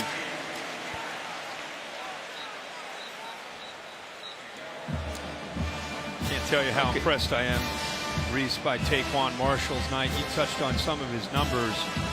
I think beyond the numbers, it's just the command of the offense. Making his first start. I thought Paul Johnson made a great point to us yesterday, saying that it's the third year in the system, and kind of could feel that tonight. Now, Kervonte Benson is headed to the Georgia Tech locker room. Maria hearing on the sideline that they're working on a cramp, so they'll try to get him straightened out. So Weimer-Sturch, who got his first carry, stays in at B-back, and he'll be out in front. Marshall again firing. That was on the money on third down again, but this time an outstanding defensive play by Emmanuel Mosley to knock it away from Ricky June. It's a good effort there by Mosley not to give up on it, because you're right. Soft coverage. Ball is thrown there. I can't tell if the ball just came out or if he actually, watch his left arm come in there. June, who had the big catch earlier, never really quite had possession, although Mosley was coming through with the left arm. And it's fourth down. It'll be a 47-yard field goal. They're going to have to hurry to get this play off, or Johnson's going to have to burn another timeout. Yeah, he's just standing over there ready to call it. He'd call it. Yeah.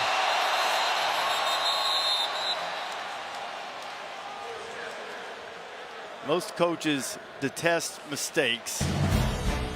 Paul particularly dislikes that one. It's happened a couple of times at Tech tonight. That's about all that's gone wrong for the Jackets.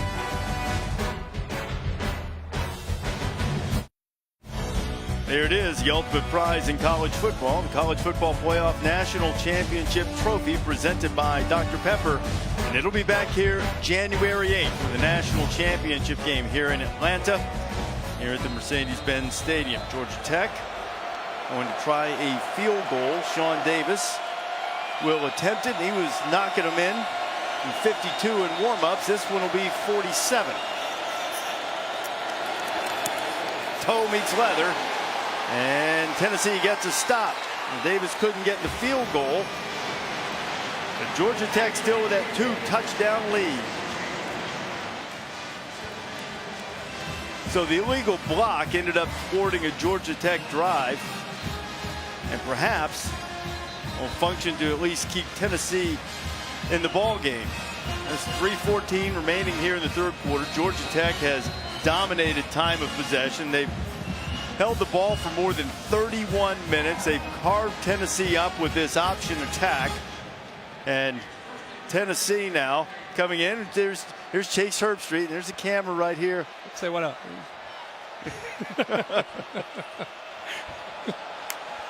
Chase up here watching the game. Chase would like to run that option. Dormady throws it out in the flat. Incomplete.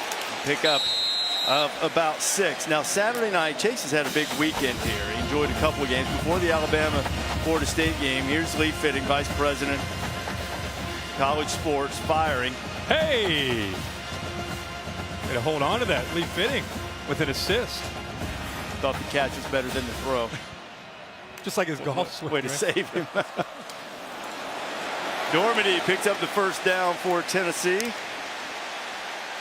Chase had the Julio Jones jersey on for a while too. Helped him with that catch, especially in what's Julio's new house here. This is like the Lee Corso interview in Bloomington. Yeah. Might as well give him a headset. Yeah. Finish off the second half. I don't think Tennessee's that far out of it just yet.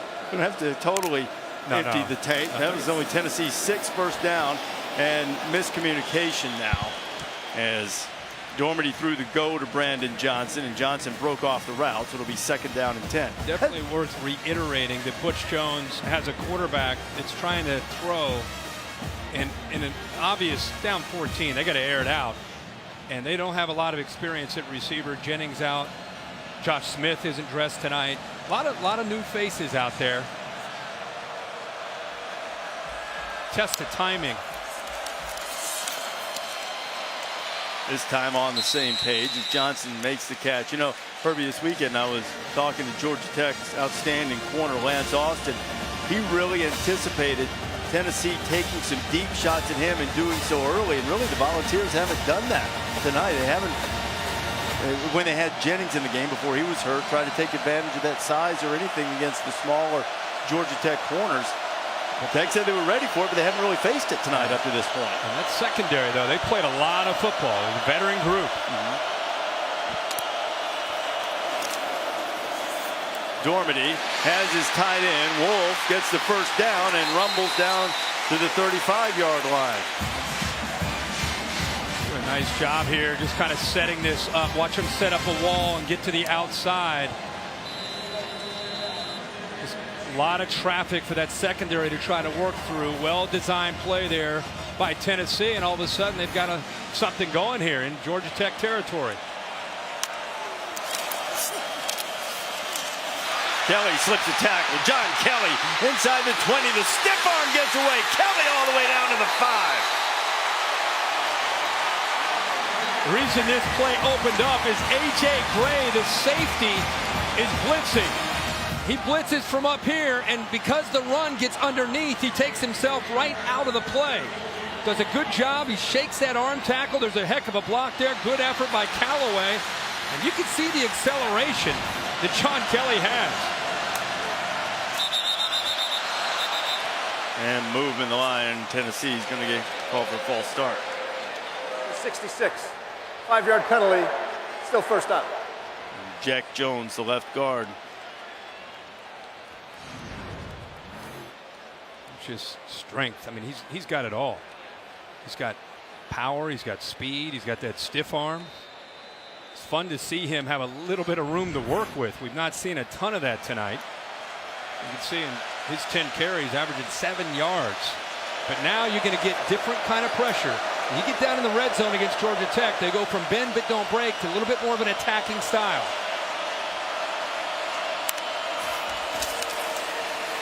Dormady to the corner, throws it out. Does he have it? Hang on, he does. Touchdown, Tennessee. Marquez Callaway.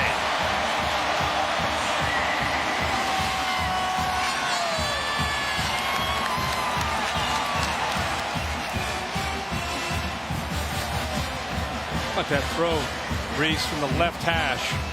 It's a big-time throw by Dormady.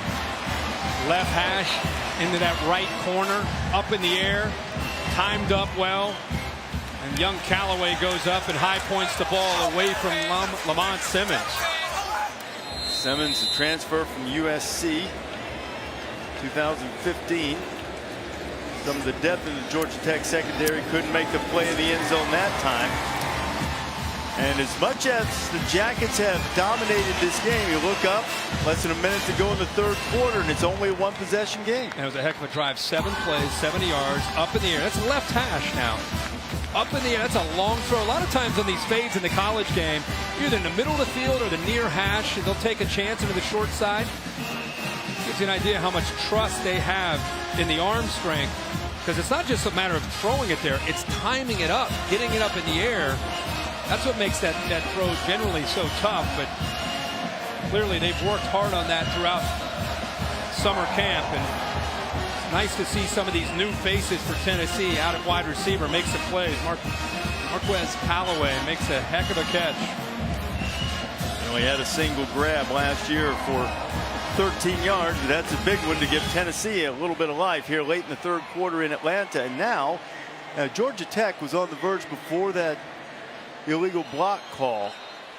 They were on the verge of putting this thing out of reach. Penalty scooting back. They missed the field goal. Tennessee scores. And now in the last 15 minutes, 42 seconds of the third quarter here, we should have ourselves a ball game.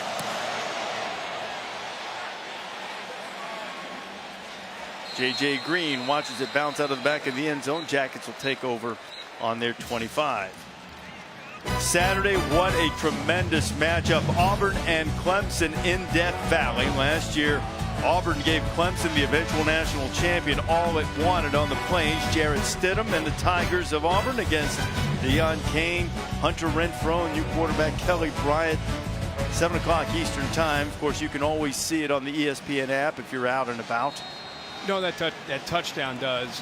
I want to see the energy from this Tennessee defense.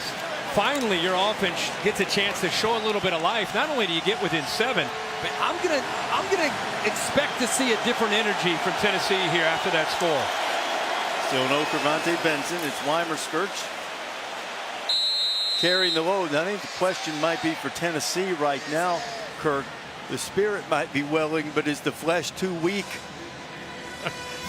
That first drive, bringing that fullback, and he just lowers the boom, and that surge at the line of scrimmage goes 3, 4, 5 yards down the field, and even 6, 2nd and 4 now. What Paul called him yesterday, he's our journeyman here at the B-back. He also said, hey, he runs a little high. He'll learn.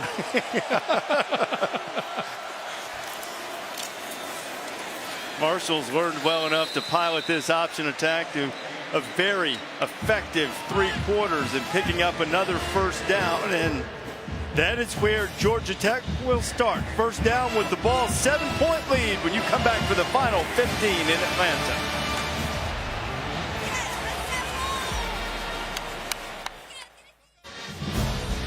Starting the fourth quarter here in Tennessee is very enthusiastic about making sure all trash is picked up. He's running down fourth quarter. Run down to the end of the field. That's not really what the bucket is for. We're going to put Maria on that story. I think we have an answer. First down for Tech. Here's Cottrell. Had a big run in the third quarter, and he has another one here. Picks up a first down and powers up to midfield. Maria, what's going on with the bucket?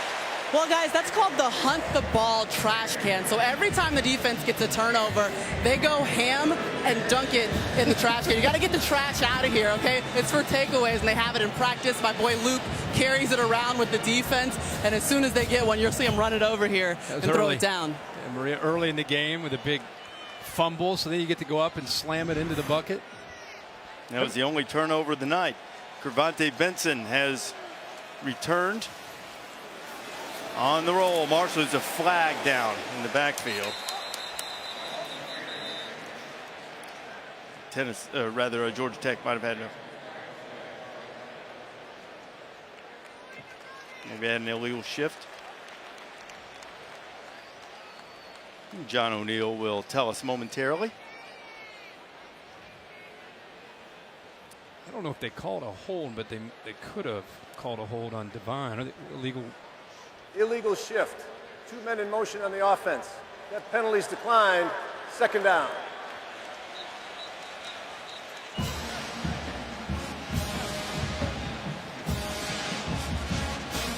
No, there haven't been too many mistakes. Interesting Paul call. Johnson's offense in. Interesting call to decline it.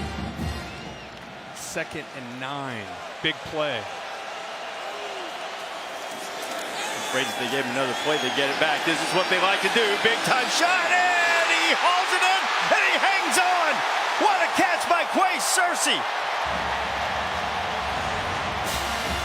They snuck him out right here. See how the defense is coming up, expecting run. They lull you to sleep. They wait for the right time. A heck of a throw by Marshall to put it up in the air to give Searcy with the speed enough time to get underneath it. Safeties and linebackers flying up. Abernathy's the only one that's back. almost got there in position, but a perfectly thrown ball by Taquan Marshall. 42 yards on that one. He's completed 3 balls for 101 yards. Is that any good? He's had a tremendous debut as the starting quarterback, but he's snuffed out on that one. Watch Taquan Marshall spin the magic bean. Well, that is a great throw, and let's not forget about the catch and the effort to get his shoulder turned underneath. For young receivers, it's instead of laying out, watch him get his body turned, protects the ball from the ground, and comes up with that big catch. Searcy averaged 18 yards on his 10 catches last year. That was a much bigger one at 42, but 18 a pop's pretty good. Marshall going for the end zone. Stewart might have gotten away with a hold there, but he gets into the end zone for the touchdown.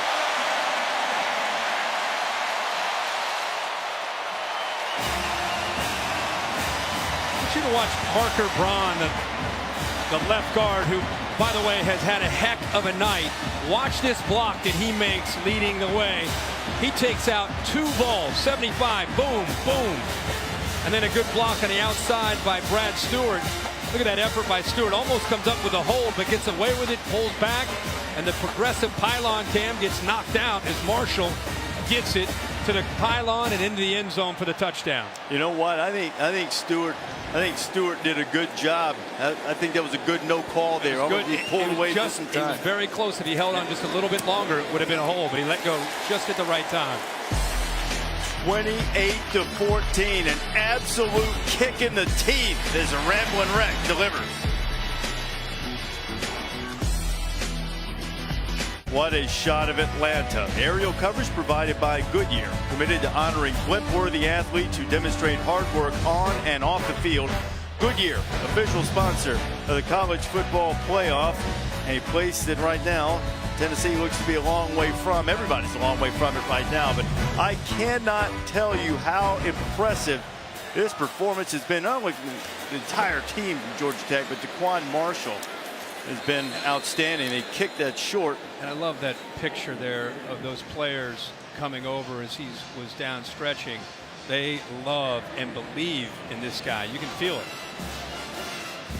He's had one game, but so do I. So, yeah, I mean, so far, so good, right? It's something about how it can affect your team when guys genuinely come over and love on the quarterback like that.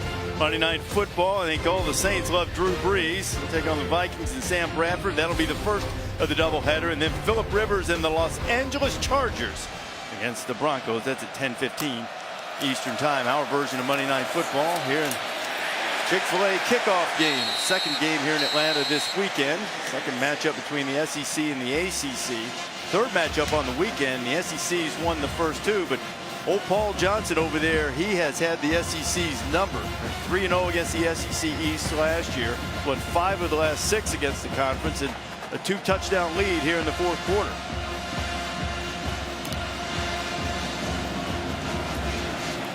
Dormady fires a little bit behind Brandon Johnson.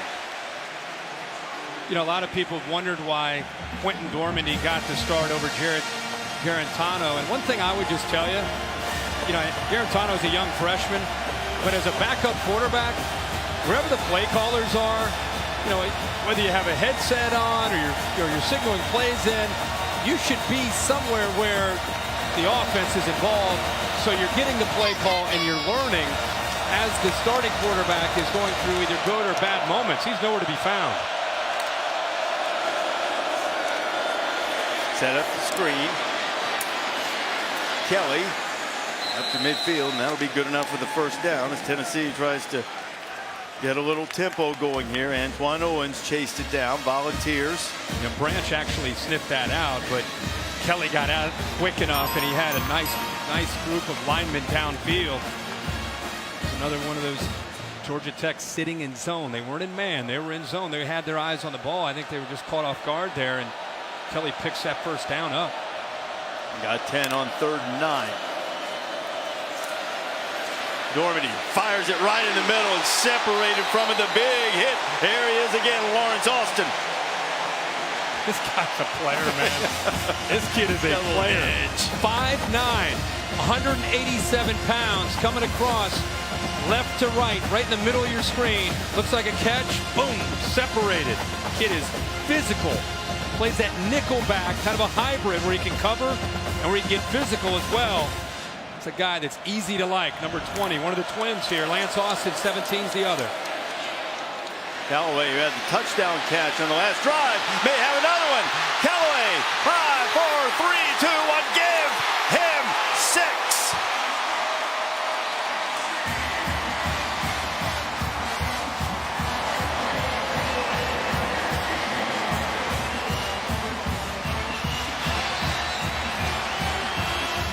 Big Orange has looked dispirited at times, but you got to give him credit for hanging in there. They sure do. Back within a possession. Lance Austin, we just talked about him. He misses the tackle, and then 14 takes a poor angle to come over to try to knock him out of bounds, Corey Griffin. And we've seen a couple balls now. Some of these young receivers get a chance to make some plays, and young Callaway's having a night. 2 catches, 2 touches. 2 targets, 2 receptions, 2 touchdowns. And it is a 7-point game. Tennessee not out of it yet, and on what has been a scintillating weekend of college football. We got a little dessert for you. The sweet stuff coming.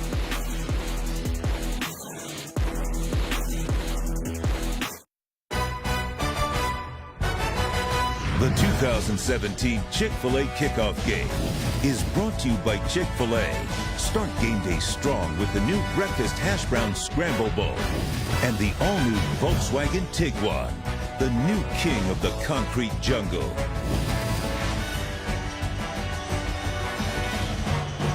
Georgia Tech has delivered body blow after body blow to Tennessee tonight, but not yet able to put away the Big Orange. A missed tackle on the sideline. Callaway housed it. Quentin Dormady thrown a couple of touchdown passes in the last 2 possessions, and now the Tennessee defense needs to see if it can get a stop. J.J. Green, good coverage there. I think J.J. thought that ball was going to go out of bounds or into the end zone, and then it just died inside the 5. He had to grab it. Jakob Johnson with the stop on kickoff coverage, and now here comes DaQuan Marshall and the Yellow Jackets.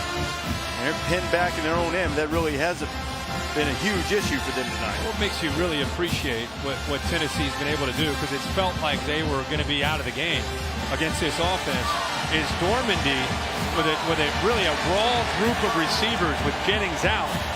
He has made some plays and given this team a reason to believe that they can come back and win this game. Devontae Benson, who's now over 100 yards himself on the evening with that carry. Left the game with cramps for a little while. He's had a fine night as well as the B-back to fullback position. I mean, the Vols still only have 43 snaps on the game, and they get 21 points.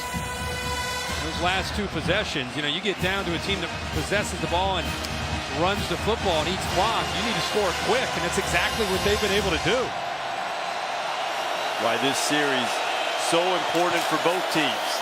DaQuan Marshall, this is his 32nd carry of the night. It looks like he got the first down. That is significant because that ties the Georgia Tech record for most rushes by a quarterback in the game, and I can almost assure you he's going to set that record by himself before the evening's over. Boy, they keep running this quarterback counter play where they get to the outside and the backside guard, backside tackle are leading the way.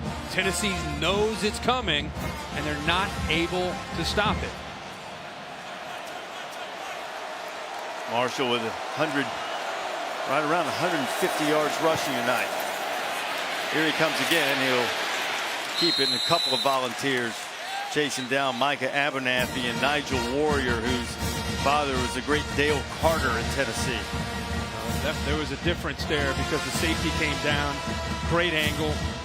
Warrior, but also Abernathy really did a nice job. This is a concern. Okay, this here is the problem here. Yeah. Marshall headed to the sideline, and he has not moved that left shoulder now.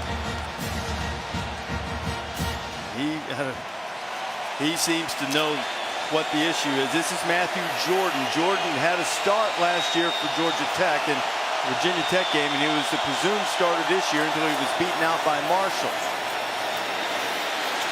He gets to the edge, and he's welcomed to the festivities by Nigel Warrior again. It'll bring up third down for the Jackets. Let's go back and take a look at this. I mentioned Abernathy coming in. Warrior was there, but it was really the hit by 22. There's a lot of force coming into that. Looked like he came up with his left shoulder. Maybe that's what they're taking a peek at to see what he might have done. But just a quick scouting report on Jordan. You mentioned his start against Virginia Tech. Different style. A little bit more of a powerful runner. Not nearly as quick and explosive as what we've seen tonight from Marshall. Now he's in the big third down.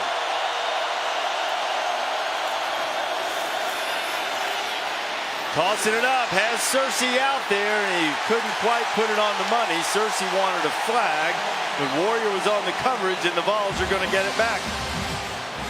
You know, Jordan threw that to the middle of the field where Searcy had to work to try to get to the ball. If he throws that a little bit more towards where the hash mark is, I think that would have maybe created the pass interference, but I think that's a good no call. I agree. Little incidental contact. Dave Kataya giving us the thumbs up. If he throws that to the right where the defensive back has to run through the receiver, you're probably going to get pass interference. So Callaway, who had the last big play, is going to be back to return the punt. It is a high but shanked punt. And that is not going to be at all what Georgia Tech wanted. They'll take every little inch of the roll. A 33-yard punt that didn't look nearly that far. Tennessee hoping to get it tied when you come back.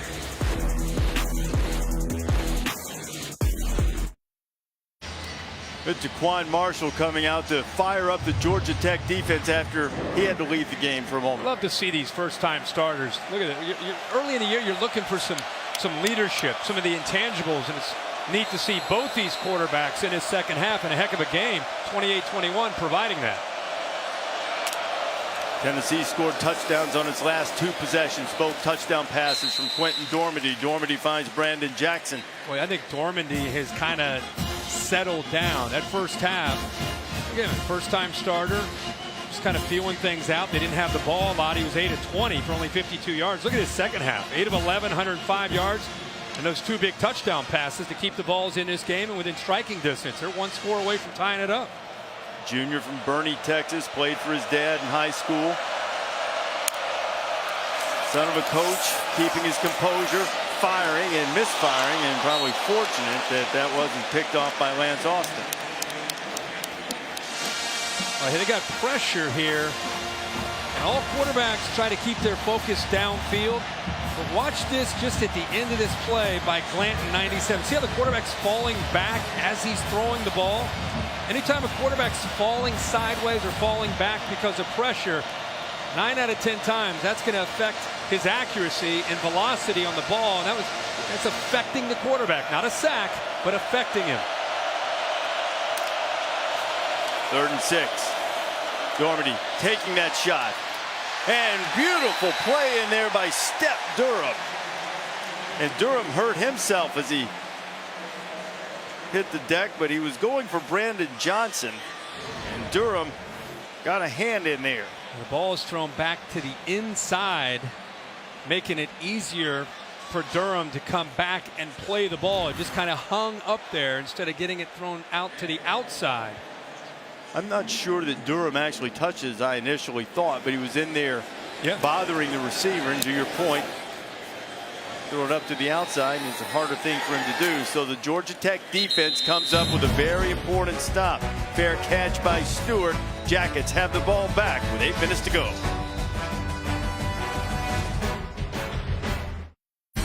What a night for Taquan Marshall. Reese and I have just been kind of marveling with his ability to run this offense. He's been running the football. He's been making good reads. The best thing is he's been patient with that running game. And just when you get lulled to sleep and worried about how slippery he can be and how quick he can be, you get out of position. He's going to put the ball up in the air and find the receiver downfield. And then there's the patience again into the end zone. And good thing is he's back out on the field after going out last series. You know, last series went out not moving his left shoulder. I don't know if he had a stinger or what, but Taquan with 33 carries tonight, a Georgia Tech record for quarterbacks, 158 yards, and he scored 3 touchdowns. And Benson picked up about 4, maybe 5 on that last carry, and Kendall Vickers, fine defensive lineman for the Volunteers, down on the turf. So it's 28-21, Georgia Tech with the lead. You see Butch Jones headed out to check on his 5th-year senior defensive lineman. Tennessee has stayed in there and continued to bring the fight. Georgia Tech right now has the ability to really bleed the clock here. What do you expect to see from Tennessee defensively to force Tech's hand? I think they've done a decent job the last series of trying to take away the perimeter. You got to take away the edge and try to make them somewhat predictable. Right now they're not predictable. But I just want to say one last thing about this Georgia Tech offense. We're talking a lot about Taquan Marshall. But if you've really watched Georgia Tech the last couple years, it's been, I think what's been missing around Justin Thomas has been the offensive line play because of injuries and the skill at the A-back and B-back positions because they're not healthy. If this group can stay healthy, and they got to finish this game off still, there's still a long way to go. But the group that's around the quarterback position looks and feels different. Watch that surge from that offensive line. They're pushing back 2, 3, 4 yards on a big SEC front. And so Marshall's playing great, but that line and those skill guys are helping him out. And Vickers being helped off the field right now for a Tennessee defense, which had its share of attrition last year. And hopefully that's only cramps. We've had Cravante Benson from Georgia Tech have to deal with that earlier tonight. First game, you see it happen no matter how desperately you try to hydrate. I think it was Brady Hoke welcoming as he comes back to the sideline, the former Michigan coach, now on staff here as a defensive assistant at Tennessee.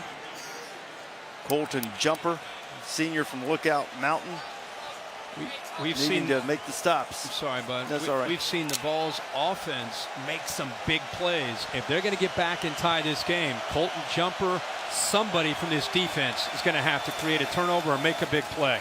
Here comes Taquan Marshall in the pitch.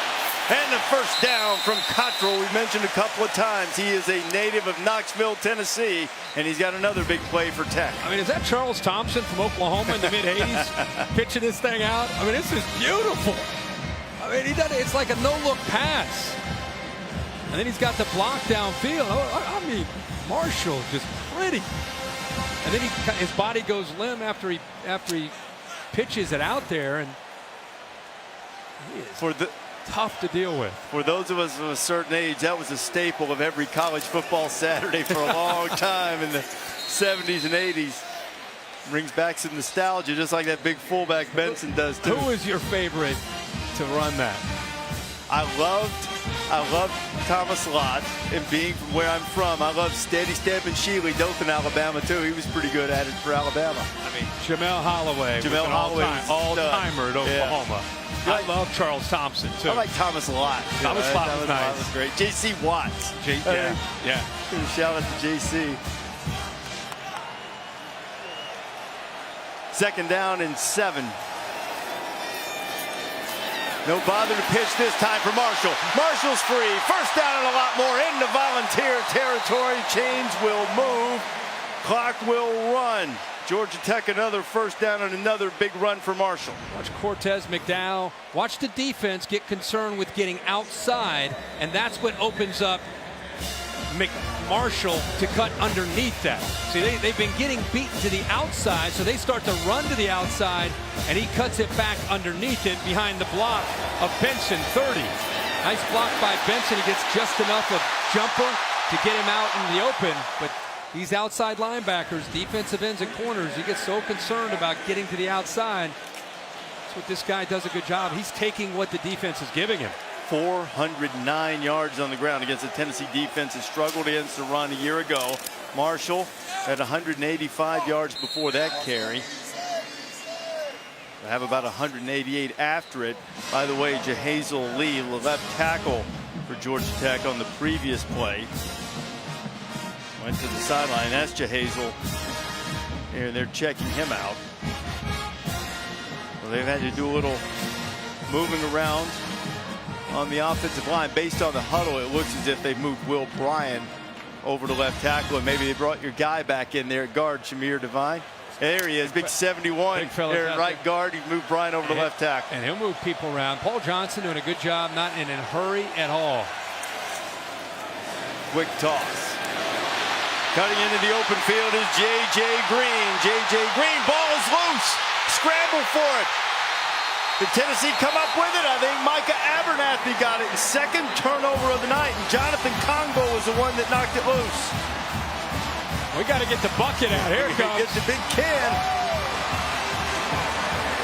Well, I was just about to say again, what a great job of Cole. We got it. Oh. Missed the stuff, got the ball. Celebration less important than the play. This was a huge play. And, you know, we thought it was Congo. That was Golden that chased it down. Rashawn Golden forced the fumble from J.J. Green. Yeah, Green, I think, completely thought he was out in the open. Didn't expect Golden to be able to catch up to him. And then the slam for the turnover. That's operator error by the guy holding the basket. You got to hold that firm. So that strip, fumble and turnover might have kept Tennessee in this one. Now the Vols have a long way to go, but they've got a chance.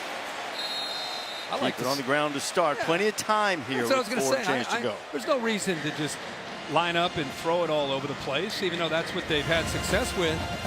I like to see them get back there and put the ball in the hands of maybe their best playmaker. It is their best playmaker, John Kelly. Just remind that Georgia Tech defense, hey, we're not just going to sit back here and let you take shots at our quarterback. We're still going to run the ball.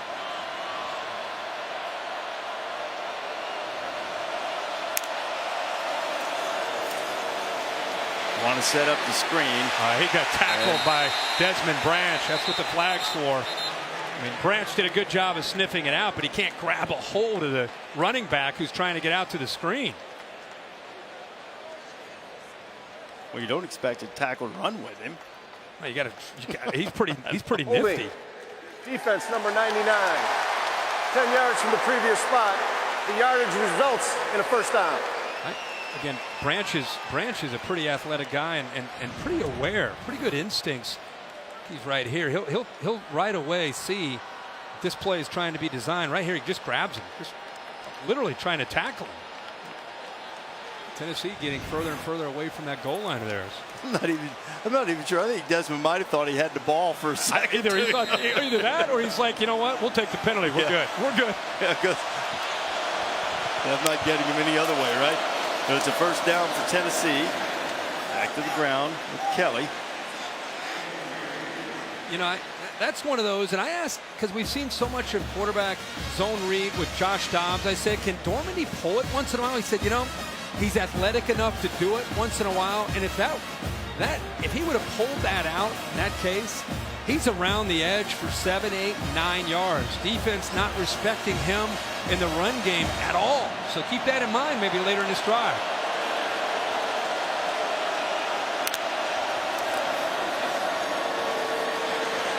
Dormandy as Wolf out in the flat. A big hit delivered. The pads pop from a defensive back. It's often one of the Austin twins, Lawrence in this case. Here's Ted Roof, who as a player had 25 tackles in a game against Tennessee back in 1985. He needs some of his guys to turn in that kind of effort on this drive here on third down.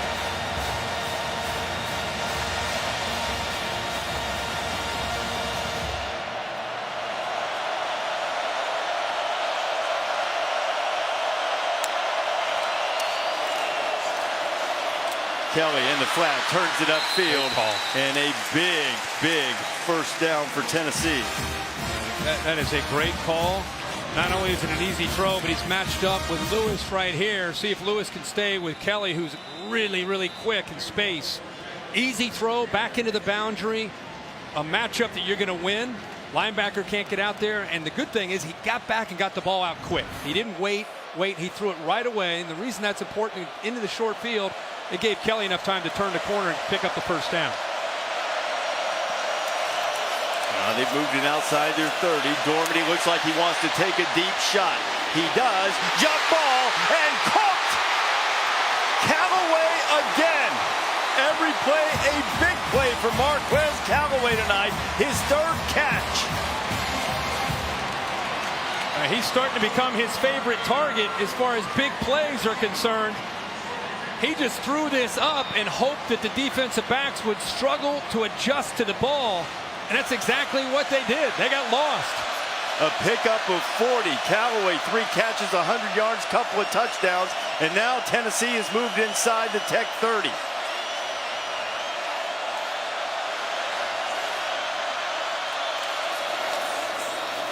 Kelly slips a tackle. Kelly headed to the 10-yard line. Another first down for the Big Orange. How about Jack Jones, the left guard in here? Kendrick, watch the left side collapse to allow Kelly to cut back. Watch how important this is on the back side. When you have a tailback like Kelly, then he makes another guy miss. That was a play designed to go right. His vision brought him back to the left, and he made Austin miss and picked up more yards. Just over a minute and a half to go. There's Kelly, over 100 yards, and into the end zone. Tennessee's within 1.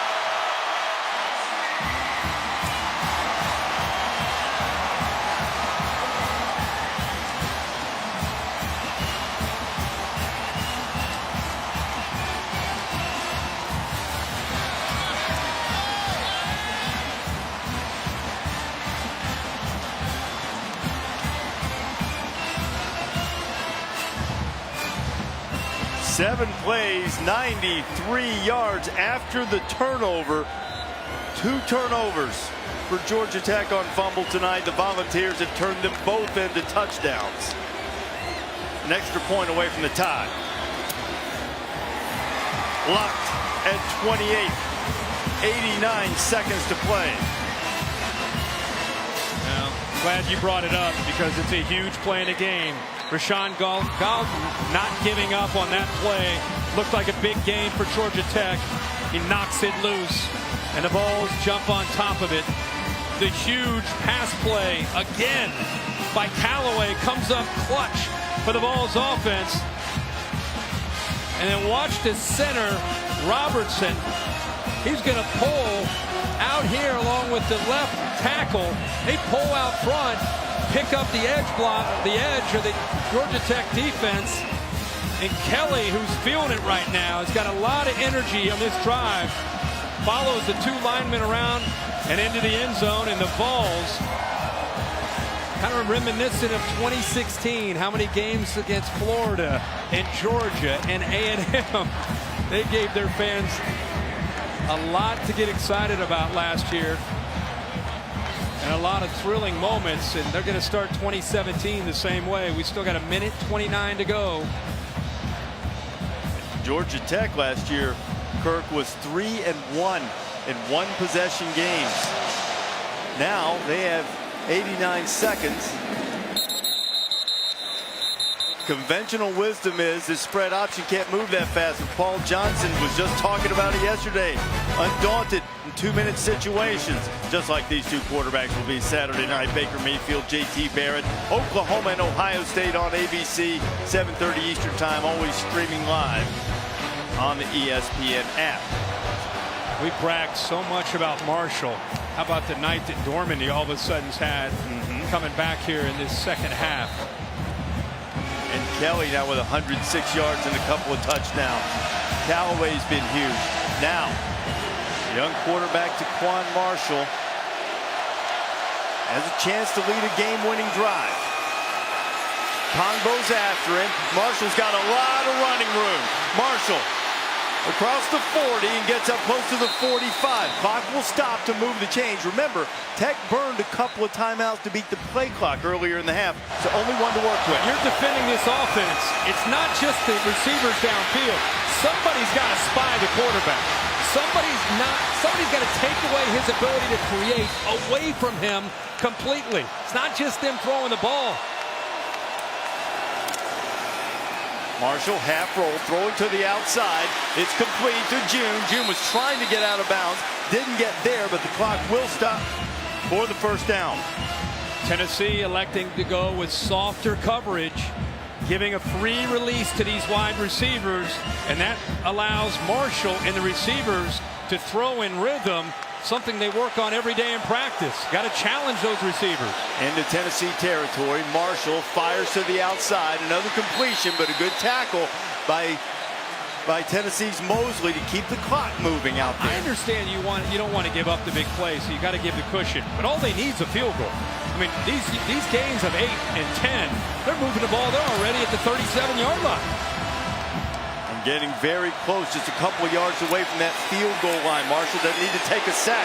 Hit as he throws, has a man out there, and if he'd been able to hold on just a second longer, he would have had a touchdown. So 3rd and 2, 25 seconds to go. You surprised at all that they threw deep there, so close to field goal range? Long field goal for sure. It's broken coverage. Marshall is slow to get up. He's trying to tell him that he can stay in, but that was a broken coverage by Tennessee. The reason he had to throw deep is because he recognized his receiver, Searcy, is just going right down the middle of the defense, and nobody picked him up. Tennessee catches a big break there. Okay, now Georgia Tech has to get to the line here. Play clock is down to 7.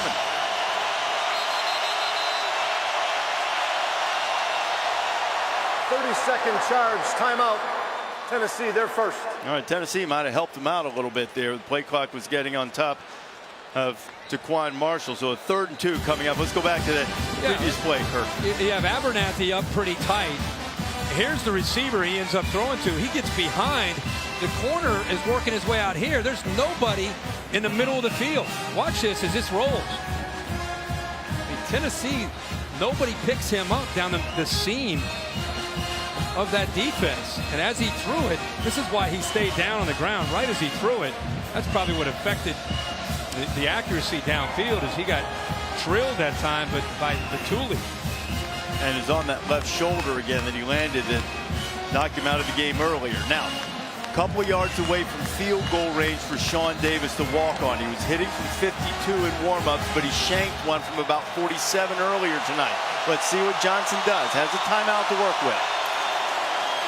Benson, first down, Georgia Tech. Clock stops to move the chains. The 30 at the moment. Right here, it would be a 47-yard field goal attempt for the win.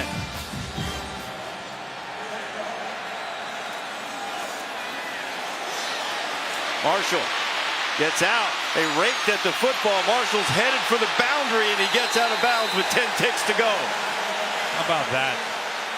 I mean, he is bottled up. It looks like he's down. He's got 2 Tennessee defenders that have him, and he's going to force him to use that timeout, but he outruns both of them. You'll see pressure from the defensive end, comes right there from the right, gets away from Colton Jumper, picks up a block, and is able to get out of bounds and also pick up about 6 or 7 yards. Marshall has set a Georgia Tech record for rushing yards by a quarterback, and is not nearly as important as what happens in the next 10 seconds. Marshall got to get down. They've got a timeout to call. Marshall picks up a few more yards, and Georgia Tech will call the timeout with 3 seconds to go, and they'll bring on the field goal unit to try to beat Tennessee at the horn. This is what you hope for on a Monday night, Labor Day night, college football. Butch Jones, by the way, that previous play was worked up. He's still working the official because he felt that Quay Searcy, he blocked him in the back. And I think he's got a pretty good argument.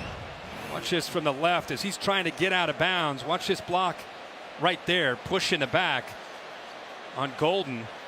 And that's what actually allowed him to get to the sideline to get out of bounds. So not only potentially missing a block in the back, also keeps him on his feet to let him get out of bounds. And that Butch Jones still livid. So Sean Davis, redshirt sophomore from McDonough, Georgia. Last year he appeared in 1 game and had a kickoff into the end zone. His first night as the Tech place kicker, and he will try to win the game from 36 yards out. And Butch's going to call this timeout, you think? Yep. Tennessee will let the youngster think about it for a little while. I referenced the miss earlier tonight in the 3rd quarter from 47.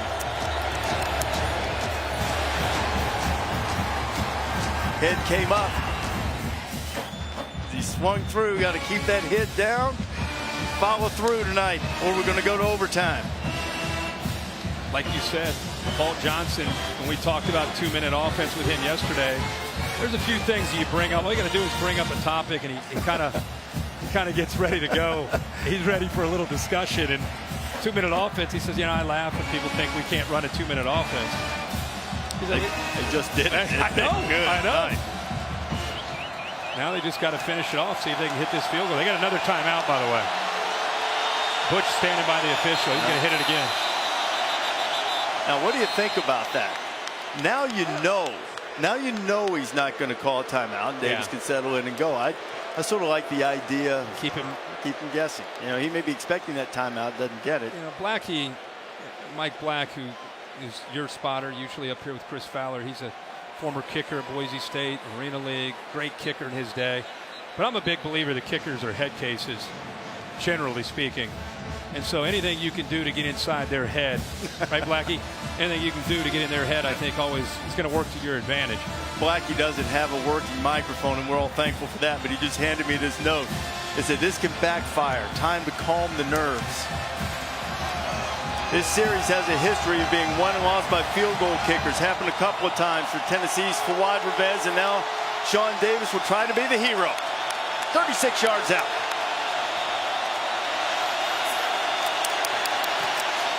It is blocked, and we will go to overtime. How about a little free football to camp off this 5 days? Loving this. Not loving that Tennessee saved it. I just want to see some more, baby. We haven't had enough. Some more. We haven't had enough from Thursday night. We'll just keep this opening weekend going. But you do feel badly for Davis. Let's see who got a hand on if we can. Hard to tell in that mix, but it was deflected. And Tennessee saves itself, at least for the time being. You don't have to go to work tomorrow, do you? Have some free football.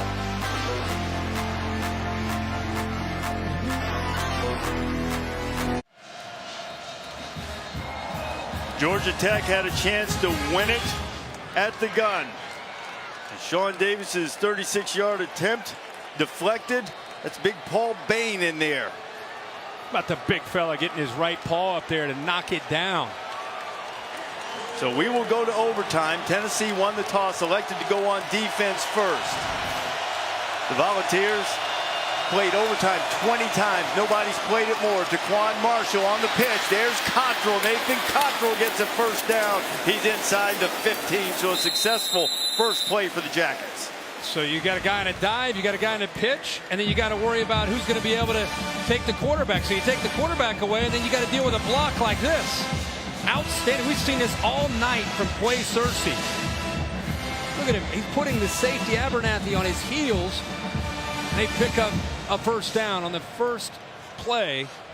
And it's the execution and the blocking they're getting on the edge there. That time it was Searcy.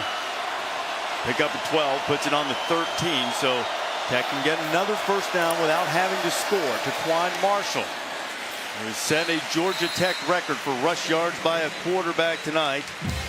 Marshall with over 220 yards.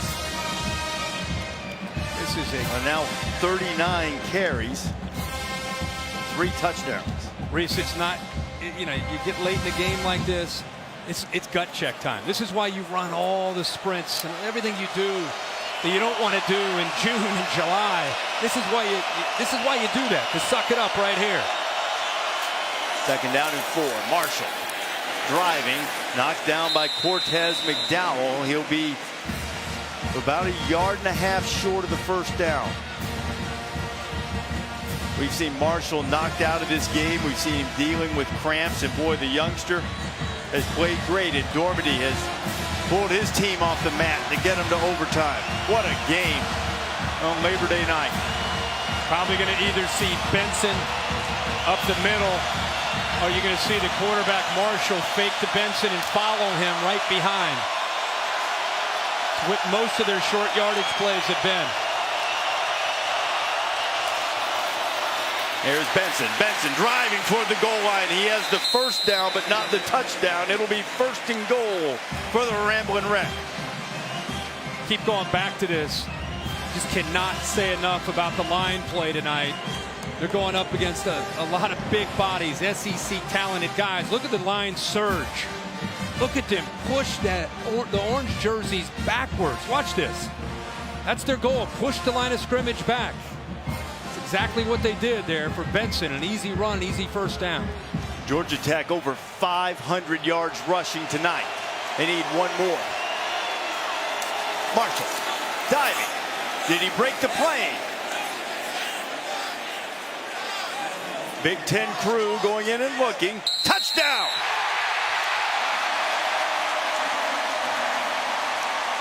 Fourth of the night on Marshall's 41st carry. And Georgia Tech jumps on top.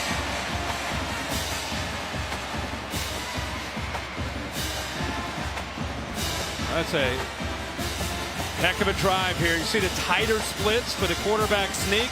I don't think he got it initially, but once he came back down on his feet, lunged forward, that's what got him into the end zone. That, I think it was the second effort. What? He's close there, but once he lands, then he pushes. Look at Benson get in there too. Oh, yeah. Give him a little drive. A little legal push now. Now the all-important extra point. Davis has been fine on extra points. A couple of field goals have been problematic.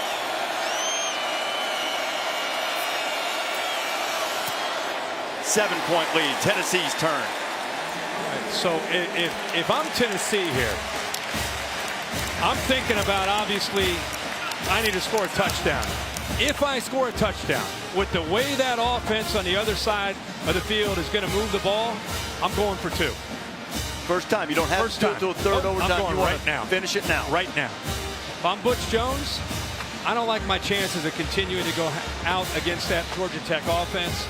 If I score, I'm going to come up with my favorite two-point play, and I'm going for two. Let's see. First, I got to worry about trying to score a touchdown. I think our buddy Lee Corso calls that first guessing. Yes, not second guessing. Exactly. I don't want to see that quarterback from Georgia Tech again if I'm Tennessee's defense. 25 yards away. Ball's down 7. Their first possession in overtime. Dormady pulled it. Kirk, you've been calling for that for a while, and not the huge play, but about 5.5, maybe 6. Hey, to start a drive in overtime? Yeah. That's beautiful. We've been waiting and waiting. They're not respecting it. Look at the linebackers. They're already taking off, trying to chase down John Kelly. They're misplaced. It's a good job. He's not going to run like Josh Dobbs, but hey, you're going to take 5 or 6 yards every time. High snap. Dormady did well to get it down, and better to get it in the hands of Kelly, who is going toward the end zone. Kelly pushing. And they'll mark him down just short. It'll be first and goal for Tennessee. Great effort to be able to go up and make that play by the quarterback. But how about young Trey Smith, the right guard? Watch the block that he has on the right side with Marcus Tatum. They're just blowing people off the line of scrimmage. We just talked about Georgia Tech. Now Tennessee's line pushing people back. Back to Kelly. Hit the backfield. Extended the football. But did not get it in. That's an example where Dormady, if he keeps that ball, he walks into the end zone. He gets back there sometimes predetermining what he's going to do with the ball, but if he pulled that out, we got a Georgia Tech player down. Maybe Serge Henderson. Kyle Serge Henderson, who's holding around his left ankle. Now he got away with it, so it's not a big deal, but on first down, I'm not a big fan of running backs extending the football. He was trying to get it across the goal line. They did not give it to him. They're having a look right now, but I'm not a fan of doing it anyway on first down. Yeah, too big a risk. Yeah, I mean, that you know how easy that ball could have popped out. Yeah, that's exactly what I'm talking about. Smacking at the ball. All right, let's see here. Progressive pylon cam. That's a touchdown. That is a touchdown. That's going to be a touchdown. Yeah, or it should be. That's a good look at it. That's why we have the best technical crew in the business, right? Right on the line. Get all the toys right on the line. Right on the line there, boys. Whenever the progressive pylon cam shows up, we mean business.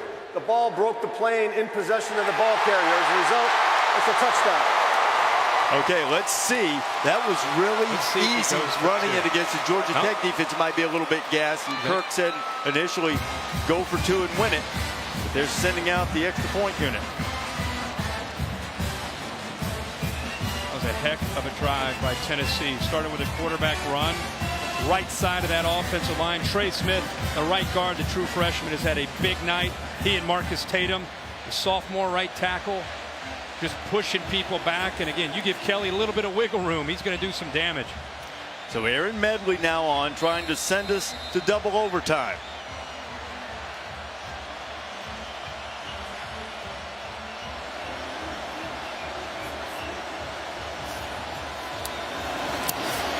Play on. 35-35. This time Tennessee will have it first in the second overtime.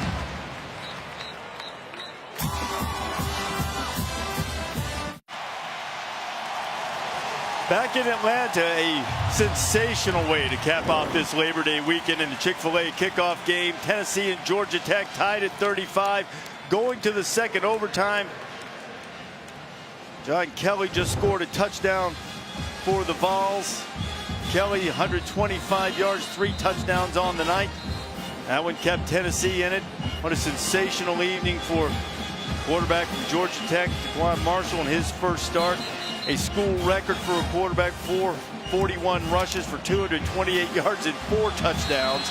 And now Quentin Dormady will try to give Tennessee the lead for the first time tonight. They've trailed all evening, and here in the second overtime, they're trying to go on top of the Jackets.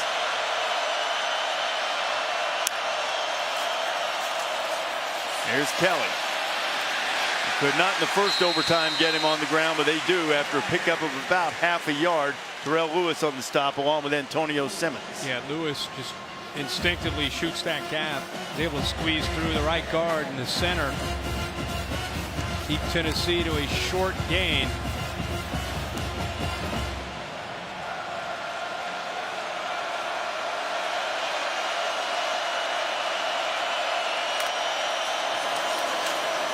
Time for Dormady.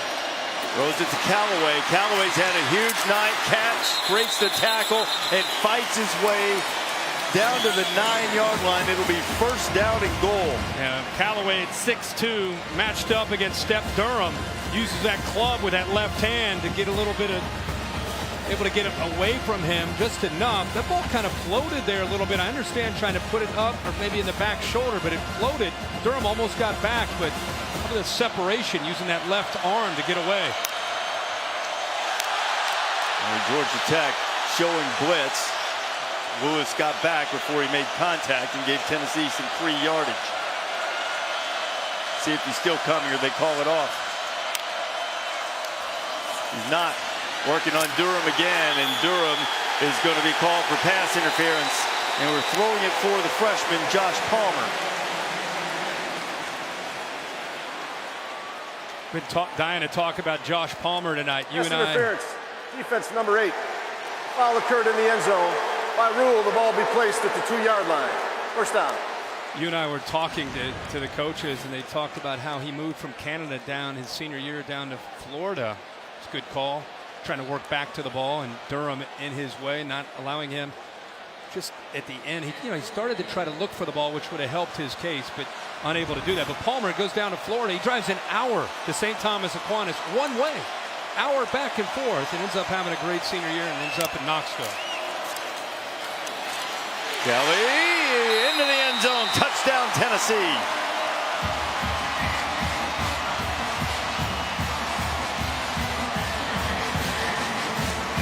That's Kelly's 4th touchdown tonight.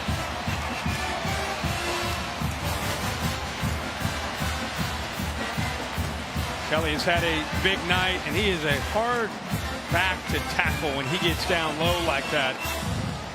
128 yards on a night, averaging just under 7 yards a carry with those 4 touchdowns.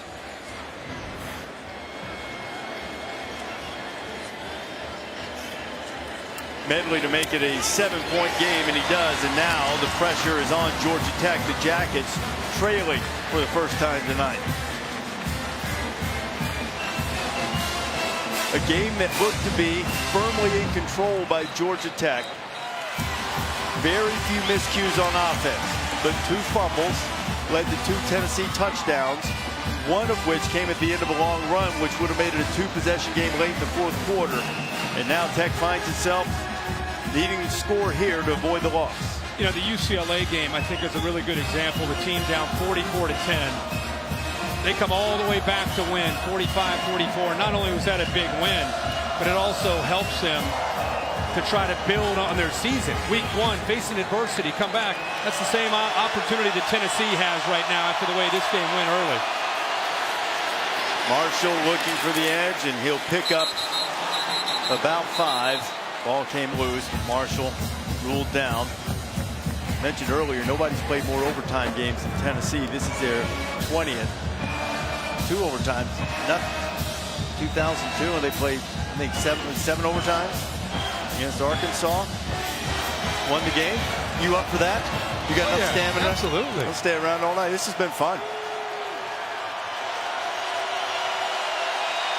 2nd down and 6.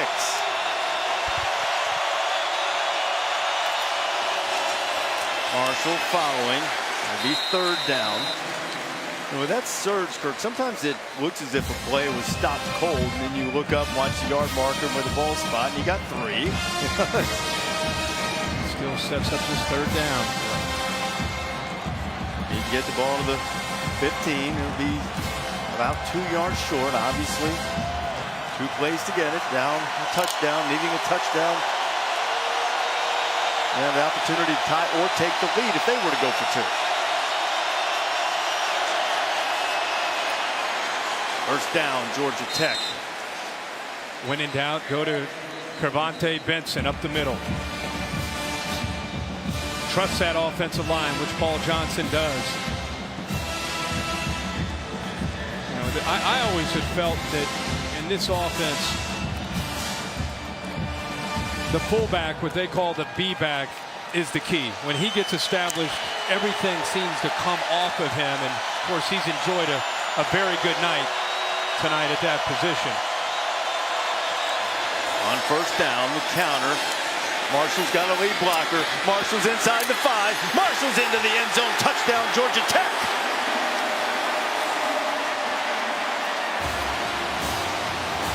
Now the Georgia Tech, Paul Johnson, they're going to go for 2. Yep.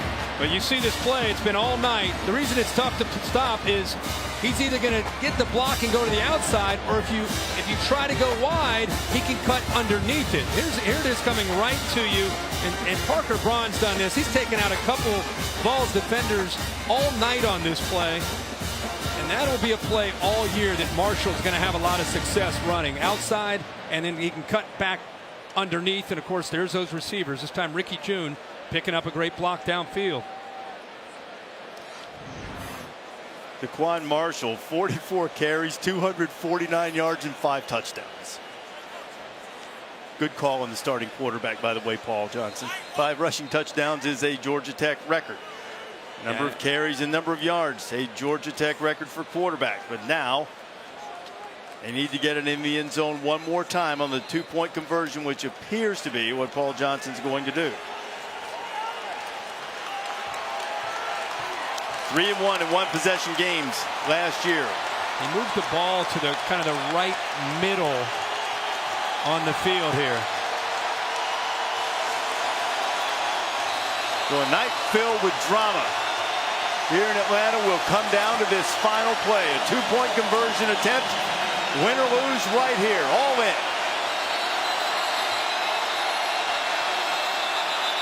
And Butch Jones is going to call a timeout.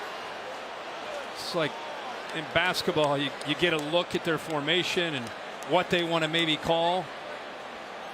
And now you call that timeout. Now you have an idea of what his go-to 2-point play is formation-wise. Well, let me ask you this, Kirk. Last year, you'll recall in Georgia Tech's win against Georgia, Quay Searcy scored the winning touchdown on what was supposed to be a throwback to the quarterback. A little bit of a trick play deep in the red zone, not quite this close to the end zone. Do you expect them to go with something standard, or do you expect a little trickery from Johnson here? When standard has worked all night. I wouldn't go away from it. I think it's going to be based on the alignment of Tennessee. Where is Tennessee's strength of their defense? And I'd give Marshall the option at the line of scrimmage to check to the left or to the right, depending on the defensive alignment. And here we go for the game.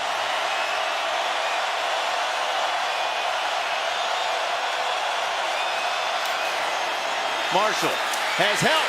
He laterals it. Did they get it in? No. They're calling him down. The ball game is over. Darrell Taylor makes the play, and Tennessee wins it.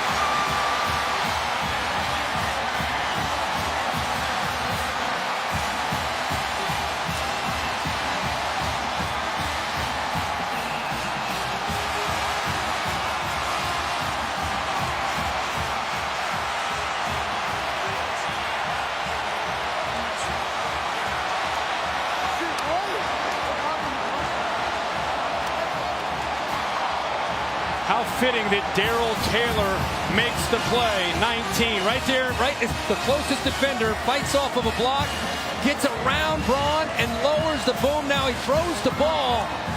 It touches the surface. It's not a lateral, it's a forward pass. Benson tries to get his hands under the ball. The official sees it right away that it touched the ground, waved it off immediately, not to mention he's short. Didn't get it anyway. The goal line. Let's go down to the field. Maria Taylor has Butch Jones with her. All right, Coach, it all came down to one final play with your defense. What was going through your mind as they took the field on a 2-point? Well, we talked about our will to win. And we found out about our will to win, and what can I say about Marquez Callaway? He made some big plays for us, a great college football game, really proud of our players. They kept believing, and we finished, and we found out a little bit about our will to win. Now, we got a long ways to go, but we'll enjoy it and then have a short week of preparation. Yeah, you took your first lead in the second overtime, so how was your team able to change the momentum of this game? Just continue to believe and continue to work, and we talked about it all week long, that this would show our will to win through our preparation and not giving up. We said we had to have each other's back, and we had that complimentary football. Quinton Dormady, in his first start as your quarterback, he showed some guts. What did you see from him? Just gritty stuff that we've seen all camp. Very, very poised. Our offense did a good job of really protecting him the second half. I think the biggest difference was we made plays on the perimeter. Where does this team go from here? What have you learned, and how do you carry it over into week 2? We're just 1-0, and obviously we're working to be 1-0 next week, but a great win for us, a great way to get the season started. All right, congrats, Coach. Thank you. Tennessee brought ice tubs so the players could recover before they travel back to Knoxville. They better get some extra ice after this one. A double overtime victory for the Volunteers, 42-41 over Georgia Tech. Tonight's game produced by Bill Bedell, directed by Jeff Evers. Our outstanding crew did a great job covering every angle for you. Don't miss College Game Day and Saturday Night Football on ABC from Columbus this weekend as Oklahoma takes on Ohio State. Time right now to send you to Scott Van Pelt, Sports Center at night. What a lead-in we had for you there, SVP.